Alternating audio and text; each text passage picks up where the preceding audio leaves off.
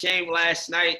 Fab let the borough down, dude. First of all, the nigga had on Fab, a fly dude. Like, he probably known as one of the flyest rappers out, man. But them fucking pants he had on, those sweating to the oldies pants he had on, man. Like, I don't know what was going on. And you know, niggas always try to be like, nah, fam, those was Balmain. I don't care if they was Balmain. They look like Jack LaLanne, nigga. What did you have on? Word. You know, and then the songs he was playing, like Fab, I watch Fab come up, man. You know, Fab grew up in my cousin projects. I watch him come up from nothing, right? Always been a fly dude, so I don't know what that fit was. But he always been like a real cool cat, laid back demeanor. So in a battle, you can't be all cool and laid back. Like, he was in Joe Cool mode, and you know, Kiss was in drunk Uncle Savage mode. It ain't that, so he killed them. He's savage. Killed them, dog. And like, the tracks he was playing was horrible. Like, the songs he should have played, he played after the battle. So I feel like Fab just wasn't ready. He ain't prepared. It's like he was winging it. So I was ashamed. I could say that as a Brooklyn cat. Okay. I was embarrassed for the borough. What you think, Kay? I respect that, Jay. What you think, Kay? First of all, you know, I'm a huge Jadakiss fan and a huge Fab fan. You don't get me wrong. But first of all, Fab's pants he had on. He calls himself Funeral Fab, right? Yeah. All this stuff. His pants look like funeral curtains.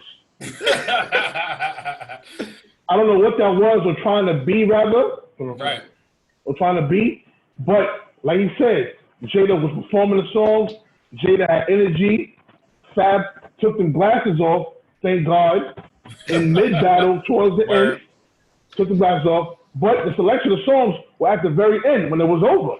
All his hot songs, he played at the end. When it ain't count, you know what I mean? When it ain't count. That's right. Exactly. That's right. What you think, Em? Did you get to check it out, Em? That's it, man. Can you hear me? He ain't watch that shit. Oh, yeah. I didn't watch that shit. I live in YO. All right, I'm gonna ask you this, Em, because this is going into I'm gonna start with you, Em. Who would you like to see if you had to watch a battle? Who was some two artists that you would be like, I want to see them two go at it? Jeezy. You had to pick two. Jeezy and T.I. Yeah.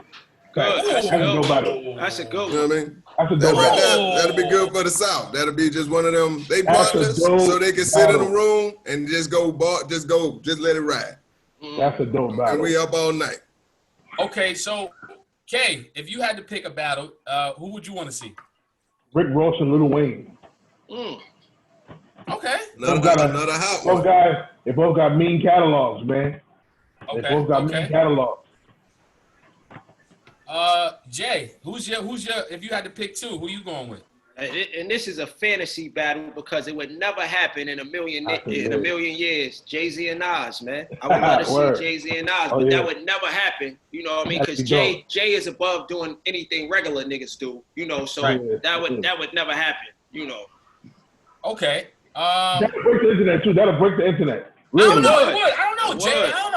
You think they would be too proud to do that? You think they would? I think Nas would do it. Jay wouldn't do it, man. Yeah, Nas would do it. Yeah. Nas would do it. What up, Taya? Taya in the building. What up? What up, Taya? My question to y'all: do you think? I mean, watching it yesterday, I saw Fab definitely look like he wasn't engaged as much as Jada was, and then it took the liquor to kick in. But I don't know. I just felt like these battles and these verses, quote unquote, I feel like it's a lot of hype around it. And a lot of these artists sometimes don't even want to do it. Some of them may need to do it because they, you know, there's nothing popping for them. Like, don't get me wrong, Teddy Riley. But when last time we even heard of Teddy Riley until the Babyface battle? So like, do y'all think? No, I'm not saying we haven't heard of him. I'm saying relevancy. That's all I'm saying. That's all I'm saying. So do y'all think these battles is good for the culture, or you think it's something that is bad for the culture? What y'all think? I think I'll go first. Great for the culture, but when you're doing them, make sure you're doing it with people that are solidified.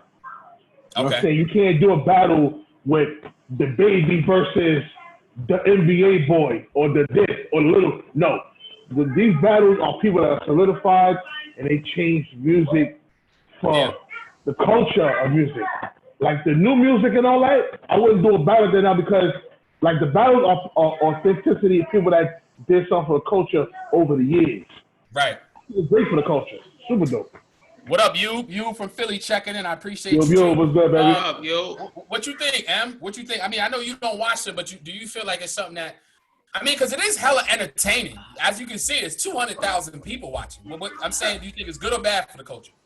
No, I definitely feel like it's a good look for the culture. I feel like you mentioned in the with a lot of these cats, they need this moment. I won't say they need it. It's just a good moment to set up those best of albums. The best of Jada Kiss album, the best of Fab albums, because they're at the point where the catalog is so far in between the new music that you're at that point where you can sell some of them old songs again, get that re-up money. You know what I'm saying? Yeah. Go back and reestablish that sound inside of them old heads. Because, I mean, even with these young kids, even if they're not listening to it for nothing but samples, they still, it's right there. You put it right there in front of them. Like all the music we listen to is based on the fact that Puff Daddy was sampling music we grew up on before we knew what it was. So when we heard it, we was like, man, this reminds me of Sunday morning. This reminds me of Saturday cleanup. So it was one of those situations where like, that's why the music hit so hard. That's why that Juicy Fruit bang, and don't nobody know why it bangs so hard. Juicy Fruit smell like Comet and bleach and pine oil and the ass whooping. Like I said, Comet. I ain't heard a Comet in a minute. Damn. You got to put that blue powder down, man. What you think? What you think, Jay? I definitely think it's dope for the culture, especially right now where there's limited forms of entertainment, like there's no live shows at all. So to be able to see some top tier artists go at it and in a lot of cases show love, I think it's real dope, man. And to speak to what everybody else said, it helps their music because after these verses, like we'll all go back and say, damn, I forgot such and such had all these hits. And you might go look at their music and start streaming. So it helps them too. And it's just dope, man. I think they should actually continue the platform even when things open up. That'd be great to see live. You know what I'm saying? So it's definitely dope for the culture. Keep it going, man. That would. I'm gonna switch it. I'm gonna go to K on this one. I want to get into more personal about us and us being fathers. We all do comedy. We all work jobs. We all, take care of our family and whatnot and what have you. We have kids.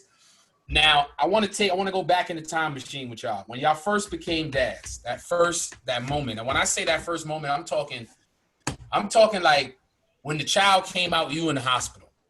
I'm not sure where we were at in our comedy careers, but do you think after that moment that, how can I say, not evolved you as a comic, but did it in that moment, do you think becoming a father made you grow as a comedian? I'm going to go to Kay and I'm going to go to Emerson after that. No. Let me go to me. I mean, I look more at fatherhood, as being a blessing. You know what I'm saying? It had nothing to do with comedy. Comedy was the last thing on my mom. My daughter was actually destroying, my wife's inside. You know what I mean? Well, let me add this. Add this at the end of your response. Does being a father help you as a comedian? I'll just say it like that. Oh, that's definitely. It helps me out a big deal. Now, because it's so much material. I mean, I can actually, living off of, having a daughter, having two stepsons, man, and the fatherhood itself, whatever, it's jokes all day. Y'all see the shit I talk about. 96% of that shit is true. 96. And it's so much material because that's my life. I live that. So it's a lot easier for me to write a joke or to be more transparent and more organic on stage. Mm-hmm. So definitely, man, it definitely changed as far as material-wise. Yeah. Right. What you think, Em? Fatherhood and comedy and all that being I was nowhere near fatherhood. Hell, I was barely close to manhood when I had my first son. So, but as it stands, yes. When it comes to these jokes, when it comes to this life, it is necessary. I feel like me being a father, it helps out tremendously. So, okay. But yeah, I was so far away from being a father when I started doing I was like, my youngest child is not about to be 9 years old. I only been doing comedy for 5. Right. Okay. That's it. He said. What about you, Jay? Kind of similar. You know, when both of my kids were born, I hadn't even started, you know, doing comedy yet. But being a father now, you know what I'm saying, doing comedy, and when you're a father, I think anything you do, your children give you more of a push and a drive to be the best that you could be. So, you know, you want to see your kids giving 100% to whatever it is you do. So being a father definitely, you know, impacts my comedy, of course, with the material and all that, but just want to be the best I could be, man, and show them that, you know, you any goal you set is attainable if you put the work in. So yeah, it does impact. I got a follow-up question. Have your kids or child seen your stand-up before, and what do they think about it when they see y'all up here? Oh man, I'm gonna go to Kay first. Yeah. What does Gia think of her dad's stand-up? she saw like little snippets. You know, of course you can't see everything because Of course. Especially your shit. Yeah. ACS would be called, and she, you know, I'll be getting a call from ACS about, you know, you're the dad, you're Gia's dad. You know what I mean? But she saw it. She thinks I'm funny, so it feels good for her to tell me I'm funny. I don't care what anybody else thinks. She thinks that I'm funny, man, and that's all that counts. You know what I'm saying? And she said, "Daddy, you're so funny." I'm like, "Damn," you know. This gave me a card she made in school, and you know, that completed my Father's Day. You know what I'm saying? Right. So that made it feel great. You know, those type of things, man, motivate me as a dad, man. The little things, man, like stuff like that. That's it. Let me say this before I go to M. You did the StubHub show. We all did the StubHub show, and you used that card, a part of your set. I remember that, and you brought the card out, like literally brought the actual card, and I said, "Damn, I got to see that on stage." That because the way you pulled that set out, and that was unexpected of you to bring the card out. So when you said that just now, it took me back. But now you're right, Emerson. How does it make you feel? It's been feel good. All my children, besides my baby girl, I don't know if she's seen my stand up. My youngest son, he used to come to the comedy club when we used to run the Broadway comedy show with the Lab Junkie. So he used to be there every Saturday night till like 2 a.m. So he was a part of that lifestyle. It felt good. I felt good one day, I went to pick him up from school. And I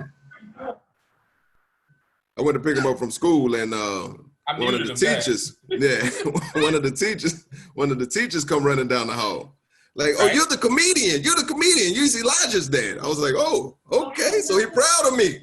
Yeah. That's good. That's a good feeling. Yeah. I wasn't even a soldier at that moment. I was just a comedian. I had my uniform on and everything. Like, man, he ain't proud of my army career. He about that life.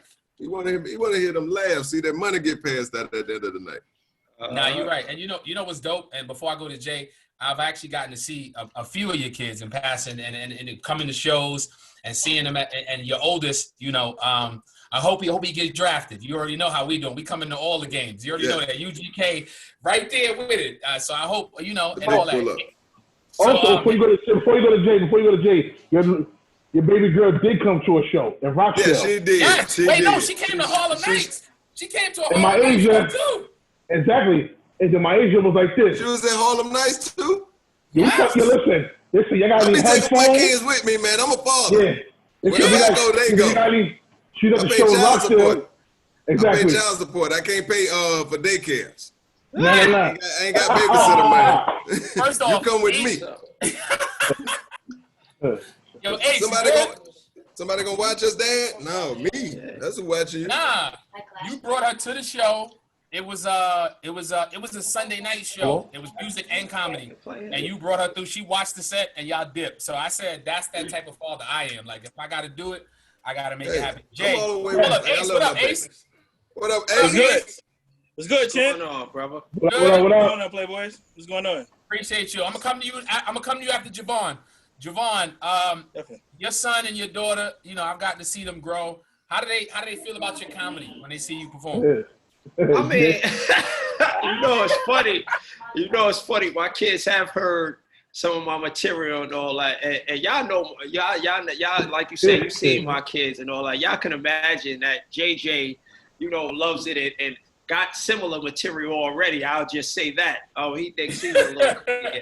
And my daughter think anything I do is amazing, man. She's a daddy's girl, so you know they love it, man. They get a kick out of it, man. So it's cool, and my family, we just all, that's what we do. We laugh and joke and play. We all silly, so you know it's cool. They hear some of it. Y'all know I can't let them hear everything, but you know. Right. Yeah. Here comes JJ right now, man. Go eat, Brian. He ready to get on. Get on there, bro. Come say what's up, man. Come now say y'all what's want to up. say what's up. Put some pants on, dude. You don't never got good, pants JJ? on, bro. They said what's up. Just come say what's up, man. He at home, man. He want to put on a whole outfit. He want to like his tops. I gotta go get dressed. Chill. Look, say what's up. Do you know who my father is? What's up, Lil Jay? Jay, What up, Jay? Lil Jay, what's up? Little Polo. Little Polo. Little Polo rapping by the bunk bed. Shout out to him. I saw. Yeah. Before I go to you, Ace, and we definitely check you in. I got my guy here. He just tapped in from Cali as well. Oh, man. What up? That's right. What up, Isaiah? What's good, baby? Say what up. Say what up. All right. He's chilling right now. He over here, you know, but he's been in shows. Y'all know me. He's been there. You know, I've had him there 3 years old, 5 years old, opening for people that we know and just having a good time. So I think it's important our kids see what we do because you just never know. They might do a tour of their own later on. You know what I'm saying? Right. We get them on a tour. Very true. And put them on. But my guy Ace is in the building. Ace, what up, fam? Happy Father's Day. What's up, brother. Playboy? What's going on? Thank you. Happy Father's Day to you too.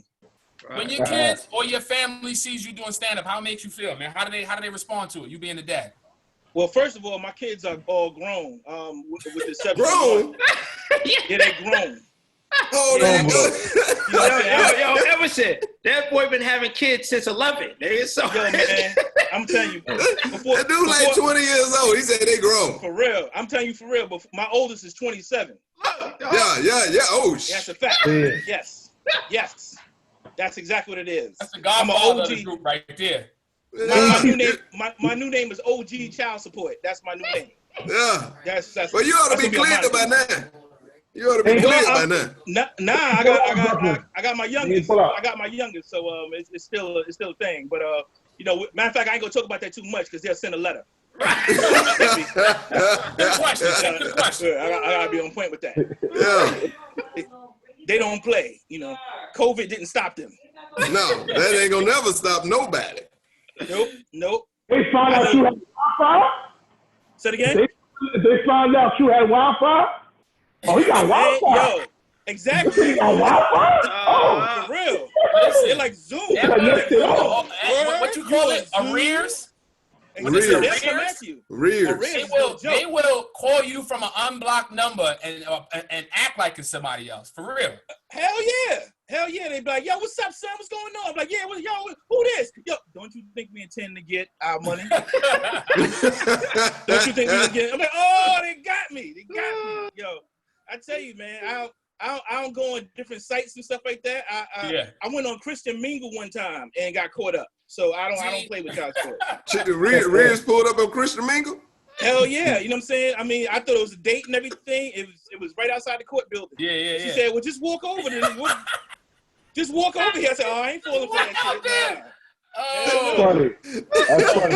Yo, I gotta make some shout outs real quick. Shout out to B Reeves, Brandon Reeves, B Reeves. I go on B Reeves My in dude. the building. What up, Brandon? What up, B?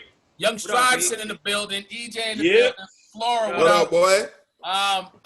Yeah. My Libra brother. I'm gonna drop this on y'all on a serious note because I got to get this out the way before we get to more funny. With everything going on, and I say this loosely. With everything, there's a lot going on. There's the Trump shit. There's the Black Lives Matter. There's everybody's got their shit going on. Whether as a country, as a community, I want to ask y'all your real perspective because a lot of times as comedians, people are waiting for us to respond. We can't do that because we don't have a stage. Yeah, they could get on a Zoom, but like this is a great platform for them to hear y'all as human beings and people and as parents. How is the conversation with everything going on in your household? I'm gonna go to Kay first, and we're gonna work our way down. Just talk to how you are as a father with everything going on around you. How are you keeping that conversation in the home right now? keeping them busy, man. You know, keeping them busy. You know, doing constructive, you know, things in the house. You know, because it's, you know, we're stressed out about it. The kids are stressed out about it as well, man. You know, yeah. You know, my oldest son, this nigga losing hair. You know and this nigga losing hair, man. He get up, he's got hair falling out or whatever. He's stressed out, you know what I mean? And you know, but just keep him busy. You know, let him get some fresh air. Very important. And you know, of course, you want to educate them about, you know, what's going on, because this is history. You know, they're gonna tell their kids or grandkids about this, man. So, but I try not to get too tied up and keep talking about the corona. Even when I was in Stop and Shop the other day. Me and Gia, she's in shopping car. She goes, Daddy, they go to Corona. It was a 6-pack. I said, that's good. Yo, speaking of, real quick, Kate, real quick, are you drinking that juice? What did Yeah. Are you drinking that juice, bro? You try to hide it. I saw this shit, man. No. Actually, I'm telling you what that was. Nigga, you know, K drink beer. K drink beer. He don't tell y'all. He drinking while we not. My wife and I love these right here. These are called. Out of here, K. I got you. These right here. I thought you was on keto, nigga. You was on the keto. What happened? Listen, these is every now and then. These, look, it's right here. But that's something different. But I'm drinking wine. Yeah, just finished. Carlo Rossi. Before I go to Jevon and work our way down, I gotta say this about Gia. Yo, hold up. Yo, real quick, K. Before I go to Jevon and then M and then Ace, I gotta say this. Your daughter is sharp. Let me say this. Your daughter is a comedian at heart, low key. Yo, tell everybody what she says. You should go in right now. K about to get his ass whipped. yo, she mad because I gave the name brand of the wine. There's some cheap shit. Yeah, that's what I said. No. Wait. The nigga drinking Carl Winslow wine? What is that? Hey, listen. This ain't Carl Listen. Winslow. K about to hit the screen like, hey, man, I got to go inside, man. I'll see y'all tomorrow at school. Hey. My air conditioner, these niggas just came. I had a window of 11 to 2. They just came. That's first thing. That's why I had to go, because my air conditioner just came at 8:15. That's so you know I'm getting delivery money back. But go ahead, Joe. Okay, before I go on to the fellas, go ahead. Tell them how Gia feels when my name come on the call ID, because she's a realist. Whenever Joe calls, she like, again? Again? Do Joe have any other friends? Wow. Damn. I said, that's now, granted, I like to work. I like to work, so I'm always calling. You know what I'm saying? So yeah. I said, first of all, you see Joe next time, pull him to the side. That's what I'm saying. Pull him to the side. You don't do that. Pull him to the side. This is a grown man. Pull him to the side and say, you know what, Joe? I apologize. She said, Daddy, Joe Hill. Damn, man. Thinking no one's in the crib, man. All right, Jevon. What's the conversations like in your crib with everything going on in the climate right now? It's real conversations. You know what I mean? We all black men raising black children, man. So we have to have real conversations. Unfortunately, it's almost like our children are taking, depending on how old they are having their innocence taken away from them because they got to grow up so quick. You know, because you want them, especially those of us that have sons, you want them to be informed on how to react if, let's say, for instance, if you have to engage with police officers, you know, and then you got to explain the safety to them of the pandemic. So it's a lot that is being put on their plates as children, you know, that we didn't really think we would have to be dealing with right now. Well, being black, we knew we was going to have to deal with this shit, but you know, with the protests and the riots and all that, and everything going on, it's just a heavy time. And you want to make sure your kids are well informed of what's going on and what they might possibly face, boys or girls. So it's just serious conversations got to be had, man. What you think, Ace? Mm-hmm. I concur. It's a lot that needs to be, you know, I mean, I've been dealing with this type of stuff. I've been at rallies. I done been to lectures. I done talked about this radio days. I used to work at WBAI. So it's nothing but that over there. So, I mean, it's something that we definitely have to keep spreading, and we have to get people out of this so-called comfort zone where it's not my problem. You know, oh, that's not my problem until it comes to their door, and then all of a sudden then they want to be proactive. Yeah, we gotta raise them to understand and awareness that you don't have to be racist where you anti anything else. You just got to love you. You know what I'm saying? You got to make sure you love you and your culture. Yeah. You know? I just want to say shout out to everybody in the Facebook Live. Joseph, what up, Pop? Congrats, my man. Shout out to Ace for using the SAT word concur on a Tuesday. He said that first too. I concur. I said concur. I know that word. Em, what you think, Em? How's the conversations in your crib, Em?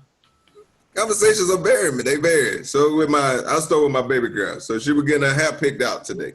And she say, I just now realized this pick got a fist on it. It was one of the Black Power picks. The real ones, yeah. It was in the real joint, right? Yeah. So she was like, so my wife asked her, she say, you know what this means? She was like, no, not really, but I know it was all over TikTok forever, and then it's not no more. So I was like, so they paying attention to the protest without knowing exactly what's happening, but they also realizing that if we don't stay proactive, just like she noticed that it ain't there no more, and she now feel like everything to return back to normal, that is something wrong with that. You know what I'm saying? So that was from my point of view. That was just today realizing, like, man, like, I wasn't paying attention to the fact that it had died down. I had been seeing a post where it was like, just because your feed ain't full don't mean that the issue has been resolved. And I would be like, I just share that, you know, but for my oldest son, So my oldest son, he getting ready to go to college. Well, he already started the summer semester, and he'll be starting in the fall, but he'll be away from home. So our conversations is mad different now when it comes to like just being proactive and taking the cautious approach to the way that you handle yourself, you know what I'm saying, in the near future, because you're young, you know what I'm saying? You like 6'1", you're like 185 pounds. If an officer get you out the car, you're gonna look threatened. You got dreadlocks, you got tattoos, like you look like a suspect. So before anything even come down to the come down, make sure that you take necessary precaution. Make sure you already got your seatbelt on every time you get in the car. Make sure you're using your blinkers. Don't give them a reason past their own racism to pull you over. That's a fact. When they pull you over and you ain't got nothing, you ain't do nothing, you ain't got nothing on you, the conversation is only gonna last a certain amount of time. He gonna try to get you riled up. When you don't, when you cool, calm, and collected, because you know that you ain't worried about nothing, you ain't got no sweat, because look, I had my seatbelt on, I was using my blinkers. What are we talking about? You know in Alabama too. And in Alabama. Yeah. So like, at the end, when you give you your ticket, you give you your ticket, send it to me, shake his hand, and send me the ticket. You'd rather be safe than sorry. I feel rather be safe than sorry. So I just don't want to be one of those parents that end up, you know, having to be in front of a group of media talking about why and how and what we got to do next, because like it's a difficult situation when you raise a child to become an adult. And like Ace, I ain't know you had grown-ups like that, but like, but I thought I had the oldest kid in the group, but not no more. Ace, he got 20. He got defended. Ace, are you a grandfather yet? No, please don't put that in the atmosphere. No, I'm just asking. I wanted to know if it was genetic. No, Ace was father when Biggie was alive. Yes. Ace was father when Biggie was alive. Yes. You do the math. Biggie was alive. Ace, the daughter was like 4 years old, 5 years old. Huh? You said my daughter 40? No. I think the daughter was like 4 years old when Biggie died. 3 years old. About getting ready to go to kindergarten, pre-K. Yeah, man. I mean, I've been a father since 1992. So you know, think about that. That was that two-line crew age. Yo, I got out of high school in 93, so think about that. Yeah. Oh yeah, you were two-line crew. You was two-line crew. It's something he didn't have. He didn't have any condoms. Oh, I had them. Yeah, talk about it. You know, what happened? Well, my pullout game is non-existent. You know, that came out a couple years after. It's just is what it is. I mean, lower averages, I guess. You know, you try to experiment. It's systemic. We're not. We need to talk about these trapping women though. We not as black men. We not talk how to exactly. about the wrap-around. Listen. By now, what they say, the first time's my fault. The second time, what's the slogan? Shame on. Fool me once, shame on you. Fool me twice, shame on me. You know? Sound like Bush. Sound like Bush, right? They got a saying down in Texas. Exactly. Look, we're there. We started talking about it. Ace disappeared. Look, exactly. He had to leave. The nigga having another kid. He having a kid right now. Nigga said, I gotta go. He's coming back. Hold on. I'm gonna give him a chance to respond. Yo, pardon me, man. I think child support took me off real quick. Yeah. Phone check. Yeah, after this show, nigga, you ain't doing nothing, nigga. I want to ask y'all this. First of all, shout out to everybody tuning in. Flora, what up? I see you. Rashawn, what up? Baltimore in the building. DMV in the building. I want to ask y'all this. Something we all enjoy is sports. It's been very different. We don't have our Sundays for football. We don't have our NBA on demand. We've been watching highlights from like 1997, I'm sure. We've been going back in the defining moments, but do y'all feel like it's been different? How do y'all feel of not having sports around to watch live sports? I'll go to Kay first. Since I know you run the Talk Smack show, they ain't giving you no live content, man. I know you missing it, bro. It's been sports, but it's been beanbag tossing. Yeah. You know what I mean? Cornhole. Yeah, cornhole. You know what I mean? Those sports, it's two white dudes with jean shorts on, preferably black like Joe's jeans, but they're short. That's crazy. With team jerseys. Yeah, team jerseys. And they actually burned them jeans when I left New York. I burned them jeans. Please, man. I'm fucking with you. They took it. That's what we have. But the good thing is, NBA is coming back July, 29th and 30th. Yeah. NBA is coming back, which is a good thing. The format is cool. I think it's too many teams. 22 teams is too much. And they let people make the playoffs. That wasn't really that good of a team. But it's still back. It's something. So I'm looking forward to, this, in a couple of weeks or whatever. But it's been tough. I'm a basketball fanatic. I know that. Facts. It's been tough. I'm tired of watching Game 7 for the fucking NBA Finals when Golden State played fucking Cleveland. It's been so bad that I'm actually rooting for a team to win. I'm like, yo, come on, LeBron. Come on. You already know the outcome, and you still. I know the outcome already, you know what I'm saying? I know the outcome. Niggas taking bets and all that. Yeah. Cleveland is 7. Cleveland is 7. So it's fucking with me, you know what I mean? And I become radio now, and I'm like, you know what I'm saying? So now I'm happy it's back. So let's see what happens, man. What you think, Jevon? And then I'm gonna come to you, Ace.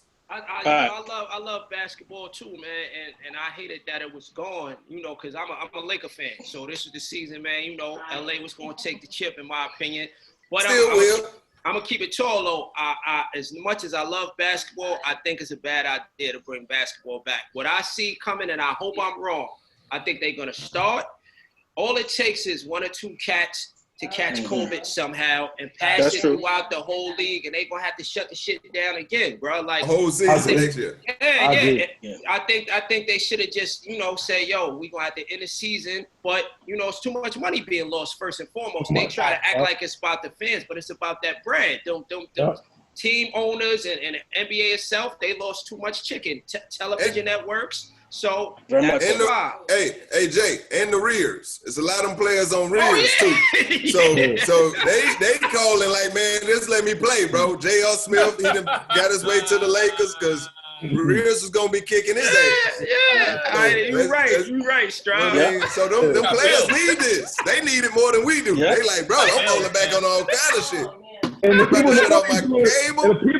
People always gonna be people from child support. They don't even know. Fans are going to be child support people. Yes. But can I say that? Seeing players playing full court in local. How about my favorite player was Sean Kemp? Why? Sean Kemp had mad kids. Okay. Sean Kemp had mad kids. I know, that's my favorite player. I know why he stayed so long. Before I go to he went from where what's Sean Kemp? The Rain Man? What was it? Yeah, the Rain Man. Yeah, to the Drought Man. I'm gonna say this before I go to Ace. I realized there's a couple NBA players that's like, yeah, I want to be with my family. And I'm questioning, did they call off the court date? Did they call off child support with it? Because there's a lot of NBA players. I'm 50-50. I'm going to be with the family. No, them the ones that trying to keep their family, trying to stay off of arrears. Right. Hey, hell yeah. What you think, Ace? They not going down to Florida by themselves. Yo, I first of all, I'm not the biggest sports person in the world as far as, the main three, basketball, football, and baseball, stuff like that. I mean, I miss boxing. I miss UFC. And stuff like that, but violent ass nigga mad violent. Well, look, real quick. Ace don't like sports because while we was young, all playing sports and shit, he was fucking. He don't like sports. He ain't time for that shit. Y'all out there playing games. Y'all playing games. For real. Well, y'all was on the court. I'm trying to go see what Keisha doing. It was the worst friend ever. He get you out your house, man. What y'all go play basketball or something? He bring the ball over there and everything. He been there with your sister. I meet y'all over there. Right. Get off my couch. I forgot my shorts in the house. Your sister still over there? Your sister over there? I'm just saying that. Like Emerson was saying. Some shorts out my house. You're a bad dude, right? I'm saying that it's just it is what it is. I'm just not the sports guy. You know what I'm saying? As far as in those sports, I'm in the violent sports. Yeah. Huh? Yeah. I'm in the violent sports. I went to boxing and everything. I can tell you who won the championship and things of that nature. But it's and UFC came out. Yeah, and when UFC came out, it was another level. I'm too short for basketball. You know what I'm saying? How am I go down? I'm like Monkey Bowl. Ain't too short. Nigga too short the fuck though. Ace said nigga all the same height. We all the same height. We all the same height when we lay down. You know what I'm saying? We all the same height then. That's a great equalizer. But pelvis to pelvis, me be in the middle. I got a question for y'all. I got a question for everybody. If you wasn't doing comedy, what would you be doing? I'm gonna go to M first. If you wasn't doing comedy, what would you be doing? I'd probably be doing what I'm doing now, man. I'd probably be a little bit more invested in my military career. I won't say a little bit more invested, but I'd probably just go ahead and lock in and look at that as like the end state and end up probably doing like 30 years instead of the 20. Right. So next call Powell, nigga. Yeah. I'm like 2 years away from retiring right now because I got to get to this money. I got to chase this comedy dream right now. Yeah, but I got the opportunity to stay to 25, but Yeah. Nah. 20's enough, nigga. 20's enough. Huh? Okay. If you wasn't doing comedy. I'd definitely be a college head coach. Love basketball, man. Definitely my first dream. It wasn't a player, it was actually coaching. I'm coming now. You got a You said that too, nigga. We got 5 kids, nigga. Listen. I'm about to head to work now. All right, nigga, say that, nigga. Ace is a gigolo. Yeah, that's what niggas say. I'll be a coach. I'll definitely be a basketball coach, man. That's my dream. I always wanted to be a head coach. Love basketball. That was it. Basketball. And if I had a plan B, like Ace never had, I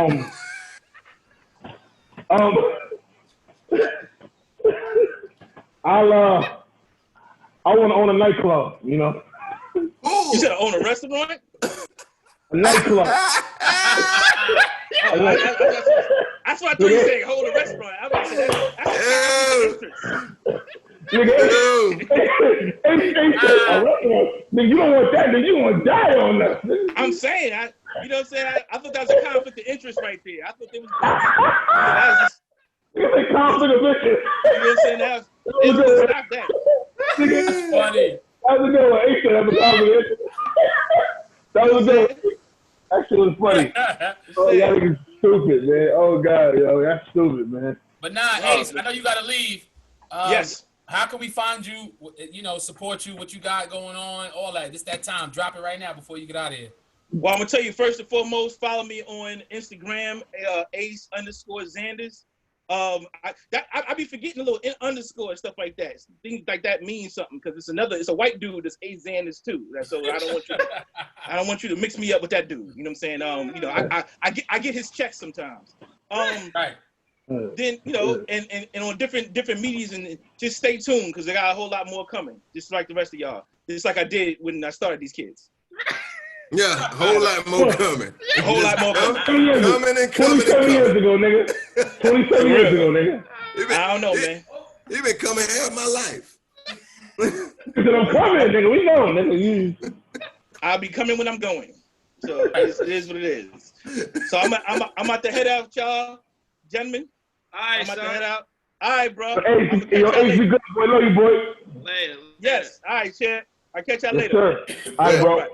All Ace right. is a funny Hilarious, dude. Right boy. now. Ace funny, That was man. Ace funny. stupid funny. Ace a Hello? funny Like I said, motherfucker, boy. I know what he wasn't Hey, doing. man. Hey, what up, Ace? Nah, this You nigga back? funny motherfucker. No, I gotta go. Ace is nigga. Keep Ace coming is back. The nigga. old nigga Yo. shit. He don't know how to get off. That's the old head shit. Yeah. He don't know how Ace to is get nigga, yo. Hey, I don't know how to it get put, This nigga should have. hey, it put like This Ace nigga child still support ain't cut that shit. off. To make sure. This nigga make sure. Oh, wait. This is like pulling out. It's confusing. How you do that, nigga? You know what I'm I saying? look at it a tutorial, motherfucker. Definitely. I'll catch y'all later. Appreciate Yo, be good, bro. I want you to stay longer, man. Peace, bro. I got Yo, that I got some was surprise hilarious. fathers pulling up at 9 o'clock and on. I ain't gonna say Pulling up. who's pop up. Who you got? Who you got, man? Man, I don't know. I don't want to do it You because know I'd what? rather Don't be even tell me. surprised. Don't even tell me. I'm gonna Don't do it tell like me. the Royal Rumble. I'll let you know right before we got someone entering, and then we can laugh. But I got a nice list coming. Nice little list? All right. We got a nice little list. 9 o'clock we gonna start it. But Hope they got good Wi-Fi though. Hope they got that good Wi-Fi though, man. That bullshit, man. You know, I had to, you know, I had to make sure. Yeah, you had to pull some strings. I had to get some dads in here that's been on the show in the past shows and things Hey, yo, like that. ask Jay, what are you going to be? Who's a comedian, man? What would you be, Jay? Yeah. Oh, you know what's crazy, man? Everybody know music is my first love, man. You know, I'm too old to be a rapper now, but if I didn't, you know, find comedy, I probably would have still been dabbling in music. And actually, I went to school for television and radio, so I always wanted to be like a disc jockey on the radio, man. I'd probably be working in radio or some shit like that, man. You know? Yeah. Still want to do that. Yeah. You know, WKRP in Cincinnati. Do you feel like, all right, better question. When do you feel like shows will get back to full capacity? That's it. That's an open question for anybody. Full capacity shows. 2021-ish. That's a problem. Like we looking at about 2 years. Nothing Emerson said because that shit. You're looking at about another year and a half, man. Wait. Before you sit around and looking at a pack. Your Wi-Fi did some crossover shit. It went left when I should have went right. What happened? Yeah. All right, but I was saying was it's gonna be like 2021, 2022. It's gonna be about a year and a half, man. Full capacity? Yeah, definitely, man. I mean, even after Corona, people still gonna be looking at each other sideways. Like, you coughing? He got it. Yeah. We're gonna be treating Corona like HIV, man. He coughed, man. Look, boy, I'm not trying to get sick, man. If you don't get away from it. I seen an old lady get violent on the bus because somebody ain't had a mask on. I say, man, this right here, it got people terrified. We treat COVID like HIV now. We treat COVID like HIV now. Yeah, we are. It is Right now. it is that new hit. You know, it's like one of the things where it's not even it's not a killer, but it is a killer because the symptoms are from mild to severe. Yeah, you know, HIV, man. HIV, these people living in the past 30 years. I got HIV. In the beginning, it was mild to severe. Niggas been fucking without a condom for more than 30 years, though. Now, only thing you need is a little trust. Know her middle name and see if you don't take it off. Right? If you can spell her middle name, you're probably not wearing a condom no more. All right, I got another question from the Facebook. How has it been being home? In general, I don't know. I mean, is it more stressful? How's it been being home with the family? Anybody? Jay, I'll start with you, Jay. Why you gonna start with me? My wife and kids is right here. I can't really tell the truth. I'm like, nigga, please don't ask me. Don't ask out somebody right now. Don't ask somebody out. Yeah, but you know what? It's been good because I think it's given us all time to reconnect with our families, man. Like when things were normal, no matter how much of a loving father or husband or whatever you are, especially us, we moving around a lot. We go on the shows, you know, you got meetings, you got work. So being at home, it gives you that time to sit and watch movies with your lady and your kids, have conversations you didn't have. But it can be challenging too. Like us as parents, we always talk about how virtual school was. I was so happy when school was over. And, you know, I couldn't wait for school to be over, you know, because it's been frustrating in that regard, you know, but it's been a good thing, man, just reconnecting with the family. What about you, Kay? Pretty much what he said, you know, reconnecting, you know, taking it slow, testing your marriage. Because your marriage is tested, you know what I'm saying? You know, it's not a bad thing that it's tested, but every day you wake up, you know, it's the same schedule. You know, thank God for a TV in the living room. You know, that TV in the living room, that shit saved my marriage. It just saved it. You know, you know, we got two TVs. She watching Greenleaf, I'm watching ESPN. You know what I mean? But overall, you know, the kids, like I said, keeping your kids at bay, letting know what's going on, and then pretty much, you know, taking the stress from them. You know what I'm saying? School's over, thank God. Thank God it's over. Yeah. You know, but kids got to keep learning. So it's still good to have your kids still in school over the summer going over shit. So it's not really over. The bigger part is over. You know what I'm saying? So let me say this. You know? I'm going to say this too. You know, I work with kids 18 years.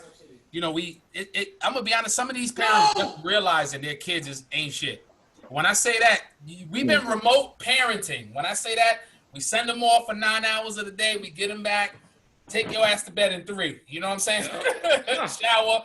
So you really can't read. Like, it's real. You really can't read. What the fuck? Like, hold up. I don't want to do this all day. Like, nah. What you think, Em? Man. I think the main part's been hit. Like, when you look at being married or being in a relationship, look, you're gonna go through some very trying moments just because you ain't got nothing but time to try each other. Yeah. You know what I mean? You're bringing up shit that don't matter, but it only matter because it ain't shit else to bring up. You know what I mean? Right. It ain't nothing to distract you. So but like for me, I went back to work about a month ago. So like I got a little bit more sense of knowing where I can come home and we got that separation. Was like, babe, how was your day? How was your day? And we could discuss the difference in the day versus like what's the difference between what you're watching in the living room and what I'm watching in the bedroom. So like I ain't leaving because if I ain't have no job, I couldn't just leave for 8 hours and come home and her not like be suspicious. But I do have a job, so I can leave for a significant amount of time, come back. And, you know, and life, it feels a little bit more normal, you know. Right. With the kids, the remote school, like my kids my oldest 2 live in Alabama. My youngest 2 live in between New Jersey and North Carolina. Yo, Em, what Wi-Fi are you on right now? What are you on? I'm sharing Wi-Fi with this dude, man. Let me clear off the. Yeah, stop. Tell him to cancel his so you can get the full juice, nigga. Yeah, because Emerson Wi-Fi got auto-tune. The nigga got auto-tune on his Wi-Fi. He's playing a Madden Wi-Fi right now. They got the T-Pain username. T-Pain username and shit.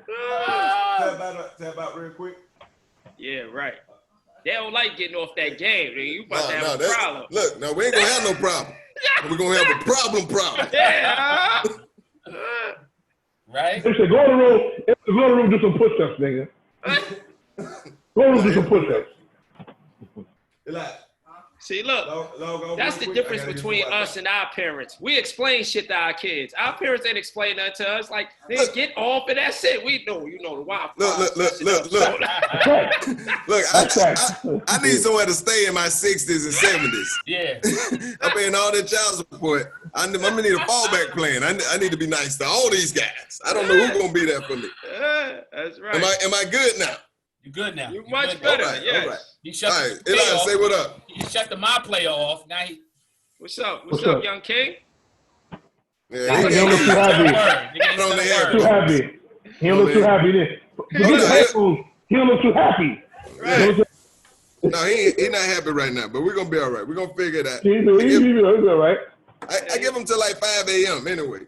5 a.m. is from now until 5 a.m. is his time. Right. I don't know if I've asked y'all this. 5 a.m.? 5 a.m. man. I don't bother them. They don't bother me, man. I'm gonna ask y'all this because we always 5 ask a.m. each other this, and we always watch it. We always watch comedy. We students of the game. What's your top 5 underrated 5? Not your go-to. When I asked that on different platforms. What's your underrated? You can't name somebody. I want you to name people that we might not know of, or somebody that you may be a fan of that may have inspired you. So I'm gonna go first. I got one dude in particular, even though I got a 5 slot. I'm gonna go Deion Cole. Deion Cole to me is underrated, even though he's been writing for a lot of people in general. Deion Cole, hands down, legitimate. I'm gonna say shout out to my guy Ali Sadiq, came on the show love. His storytelling is funny as fuck. Just in general. I'm gonna throw a female in the game right now. Wanda Sykes. I don't want to throw her in the sleeper spot. I just don't think when we think of female comedians, she gets enough love. I think it's because maybe it's biased, or maybe it depends on the crowd, or whatever the platform she's on. But I think Wanda Sykes, in my opinion, gets that trophy. Whoopi Goldberg. I gotta bring her out because Eddie was one of my favorite movies of all time. When she was coaching the Knicks. Knicks, yeah. That was a classic. And the last one, I'm gonna throw a white boy in there. Jim Carrey. Jim Carrey posted something on Twitter about Black lives should matter because those are the lives that watch me the most. He tweeted something, don't quote me, but he tweeted something down the lines of showing love to him being on A Living Color, him starting out, and black folks. We got love for Jim Carrey, yo. Jim Carrey, that dude. The Mask? Tell me y'all didn't watch The Mask when it first came out. Come on, son. But Jim Carrey, Robin Williams, them was like white black comedians. I don't know, like they energy level, but they was tapped into a lot of you look at listen, everybody's white comedians, man. Yeah, I love a good white comedian. But like Robin Williams starting out on he's a beast. But you know, a lot of people don't know that he was with Richard Pryor for a significant amount of time. He ran with Richard Pryor. He ran with they had a dope team. Yeah, they had a dope team. I mean, like that was Tim Weathers, Tim Weathers, John Witherspoon, the girl from Night Court, the big girl. Yeah. The big girl. Wanda Sykes. No, he's talking about the black chick. He's talking about the black chick. Marshall Warfield. Yeah. Oh, now they had a team. They had a dope ass team. They had a dope team. Yeah. The team was dope. They had a dope lot team. of times you fall behind the big person and then you fall into the shadows. But like kind of caveat on what Joe said, like Ali Sadiq, probably one of the most underrated comedians out there. Yeah. He's funny. For me personally, like when I like you said, like his storytelling, Mexican got on boots. Man, I can listen to that all day long. Right. About him being any of his prison shit. Yeah, when he was locked up. Anything that he talk about when he was actually dealing with, like, in that situation, man, bro. After that, Deion Cole is one of those comedians that his style is so different and unique. You know what I'm saying? Pulling out the notepad and kind of just living in the moment. Even though it's very much ain't nothing on that notepad. He just bullshitting, but it's still good look. It's a good look. Dope prop. Yeah. Dope prop. You know what I mean? Well, I mean, like you said, underrated. Like you have so many comedians, man. Eddie Griffin a lot of times get looked over. Damn, you stole mine. You know what I'm saying? Damn. Oh, look, yeah, look, that's how it's gonna be though. But that just show you why we're a team. Yeah. When you're a team like this, like you gonna be we eat off the same plate. You know what I mean? Like the people who inspire us as a group inspire us for a reason, and we inspire each other for that same reason. So I don't imagine that any one of us would have somebody that'd be so thrown off. They'd be like, man, what the hell?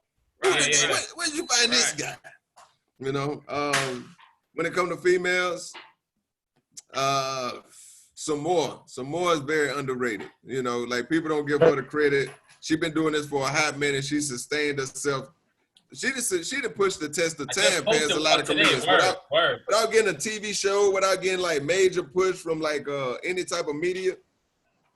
She ain't in no movies, really. She ain't in no TV shows. Like she ain't have her name tagged or nothing, but she still sell out. Because, you know, and most people don't even know that she related to, what's her name? Nia Long. Yeah, most people don't know that. So she ain't using her sister as a stepping stone in order to push herself into different rooms. She just getting it on her own. So I feel I got a lot of respect for Samoa. Like a tremendous amount of respect for her. And I think everybody should know who she is, but a lot of people don't. I think if you had to go through puberty at the height of Def Comedy Jam to even know Samoa. Yeah. If you're going through puberty during the Def Comedy Jam, you know who Samoa is. Because you were like, golly. There wasn't nobody looking like that back then. I got a few, man. One of the cats, and I think a lot of people overlook this dude, man, because now he's such a big movie star, man. I think Jamie Foxx, like taking it back to Living Color, man, to be once again a physical comedian, a cat that did characters, and a cat that could sing. You know what I'm saying? So Jamie and Jamie to me is a dude. I watched some of Jamie Foxx's old clips. He was a cat that he did what the fuck he wanted to do. He ain't care who feelings he hurt. He ain't care how you felt about what he was saying. You know, and it was funny, man. So I think Jamie Foxx. Doug Williams. Yo, I got two dads. I got two dads. Well, hold on. I got two dads that's coming in right now. Y'all know them both. I'm gonna surprise y'all with them both. I'm gonna let them both in right now. I'm gonna let them drop in right now. They go two right there. They go two right there. What up, JP? JP Justice. JP in the building. What up, boy? What's going on, Greg? What's going on? G, where you at, the bodega? Let me come on to the sunshine for y'all, all right? Oh, you in LA? You ain't on this side. Yeah, Cali somewhere, man. Making us feel bad. JP, why you look aggravated? You good, OG? What's good? Yes, sir. What's this about? What we doing here? Yo, first of all, old ass nigga like. Happy Father's Day, fella. Happy Father's Day, my guy. It was good, Jay. What up, Gary? Was good. Great was good. Great. You a black father. My brother's a black father. We all black father. We just getting these laughs right now. That's about it. Talking out shit right now. We got you on here, but you look. Just those on JP looked like the nigga. JP looked like he just had a stroke or something, nigga. Make sure he alright. You know. Good, JP. That's why you got to stay away from the stage, bro. That's why you got to go ahead. That's why you got to go ahead and fulfill your dream at working at D'Agostino's. Not at all, nigga. Listen, I'll put you down as a reference. They said you was the #1 butcher, nigga, for 20 years straight, nigga. That's how we get the gig, nigga. Right, and that's why I'm telling you, I can tell people that's supposed to work in supermarkets, and you look like you're supposed to be in the supermarket. Yeah, you wish, nigga. Yo, shit though, I had to get you on. Jay, just wanted to show you love. I know you dealing with a lot in New York. That's all, man. Just say, what the fuck is that, Jay? What is that, Jay? This is peanut butter powder. But this, hey, you laughing? When I make peanut butter smoothies, instead of putting peanut butter with all the oils and all of that stuff, that's all the protein of peanut butter, but no oils and stuff. Okay. Yeah, now look at that. So, niggas don't got no comeback for that. I think came from nowhere, too. Nigga said, I came from nowhere, Jake. Hey, yo, why this nigga K Smith? Hey, yo, K Smith, why your camera look like you in VHS?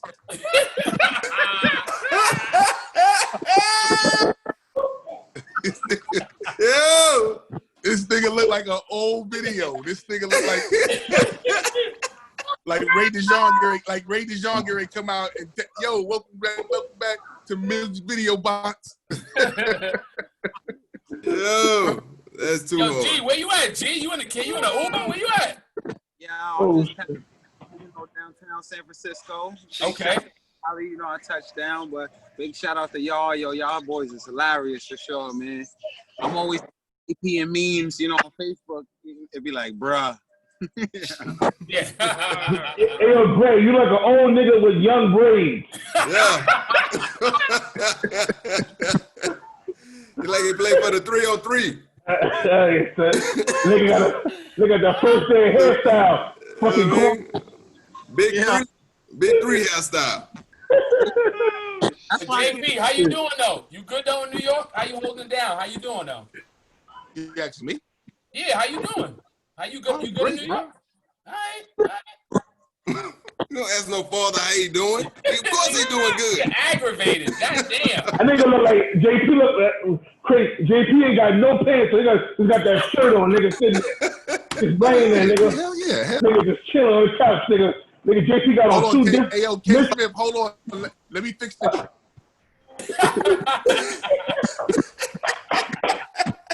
Nigga JP got a one dress sock and one Wilson athletic sock, nigga.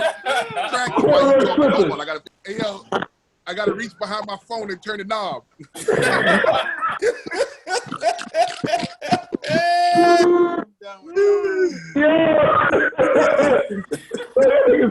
Shit. It's 2020, nigga, with that. Hey, yo, listen. Your man is over there quiet. He like, maybe I should go to the supermarket. Maybe This nigga, look, I was gonna let him live. JP looked like if Herman Munster and Shrek had a love child. Nigga, get out of here, nigga. Yeah, nigga. Hey, how much is a half a pound of sirloin steak? You tell me, nigga, you the butcher all-star. Nigga, your picture is up in the deli department in D'Agostino, nigga. Cut it out, man. The tallest butcher, nigga, in New York City, nigga. He said the tallest butcher. What up, though, man? Listen, nah, for real though, on some real shit, we don't get to do this. And when I say this, we don't get to do this. We don't get to conversate with everything going on. We all on the same page right now, laughing, having a good time, and I think it's dope. The purpose of this was just really to get y'all on here and celebrate y'all. Y'all all doing dope shit throughout the year, putting each other on, putting me on, and I wanted to thank y'all. I mean that. So, like, I don't want to get too emotional, but real talk, this platform is for us, you know what I'm saying? And real shit, you know what I'm saying? Hold on, we're talking about though. Joe got the 1970s black export film Sideburns.